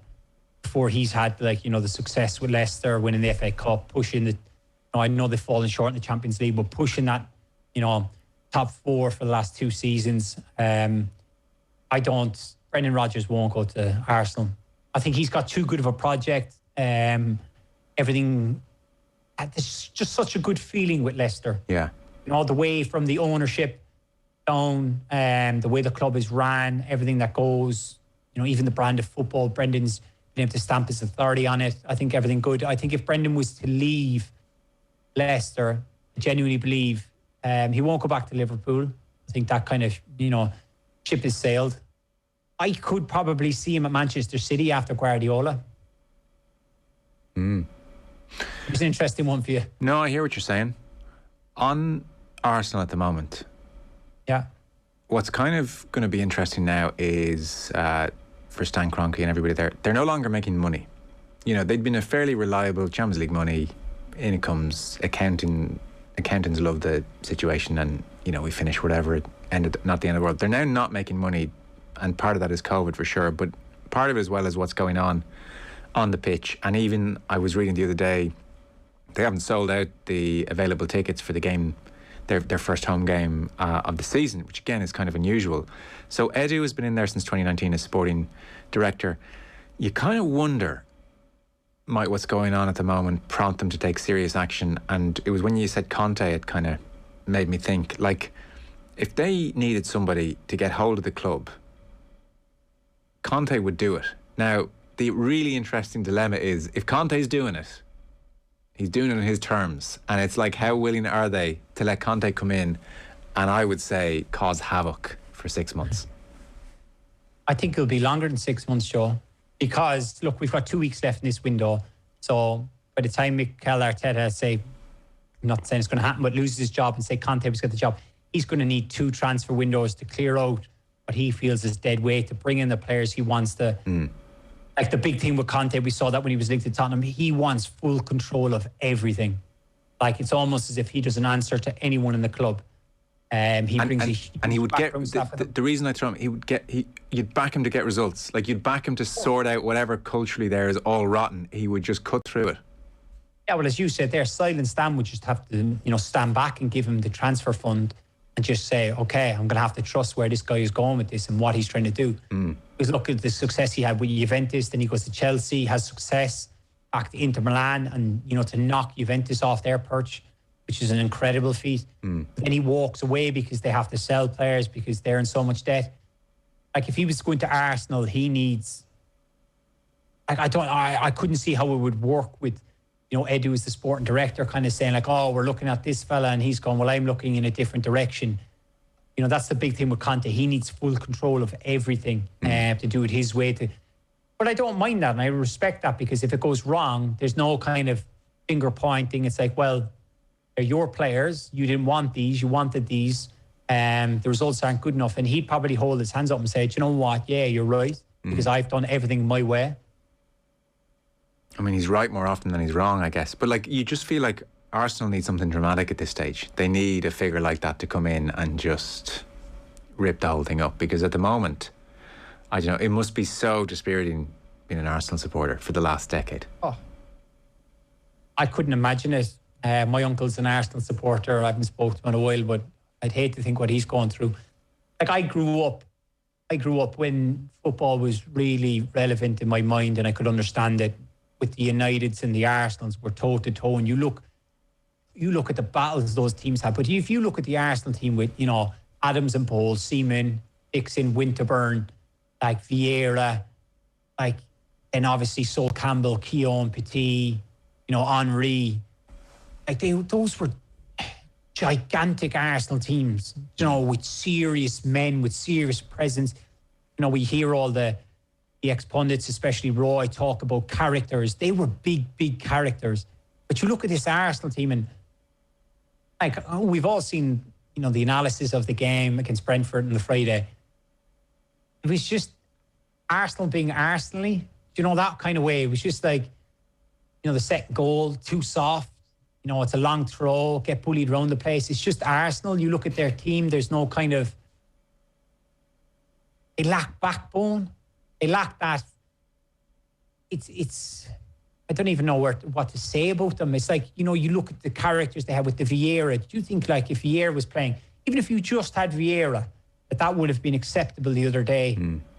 That like Tony Adams, Martin Keown, those kind of fellas.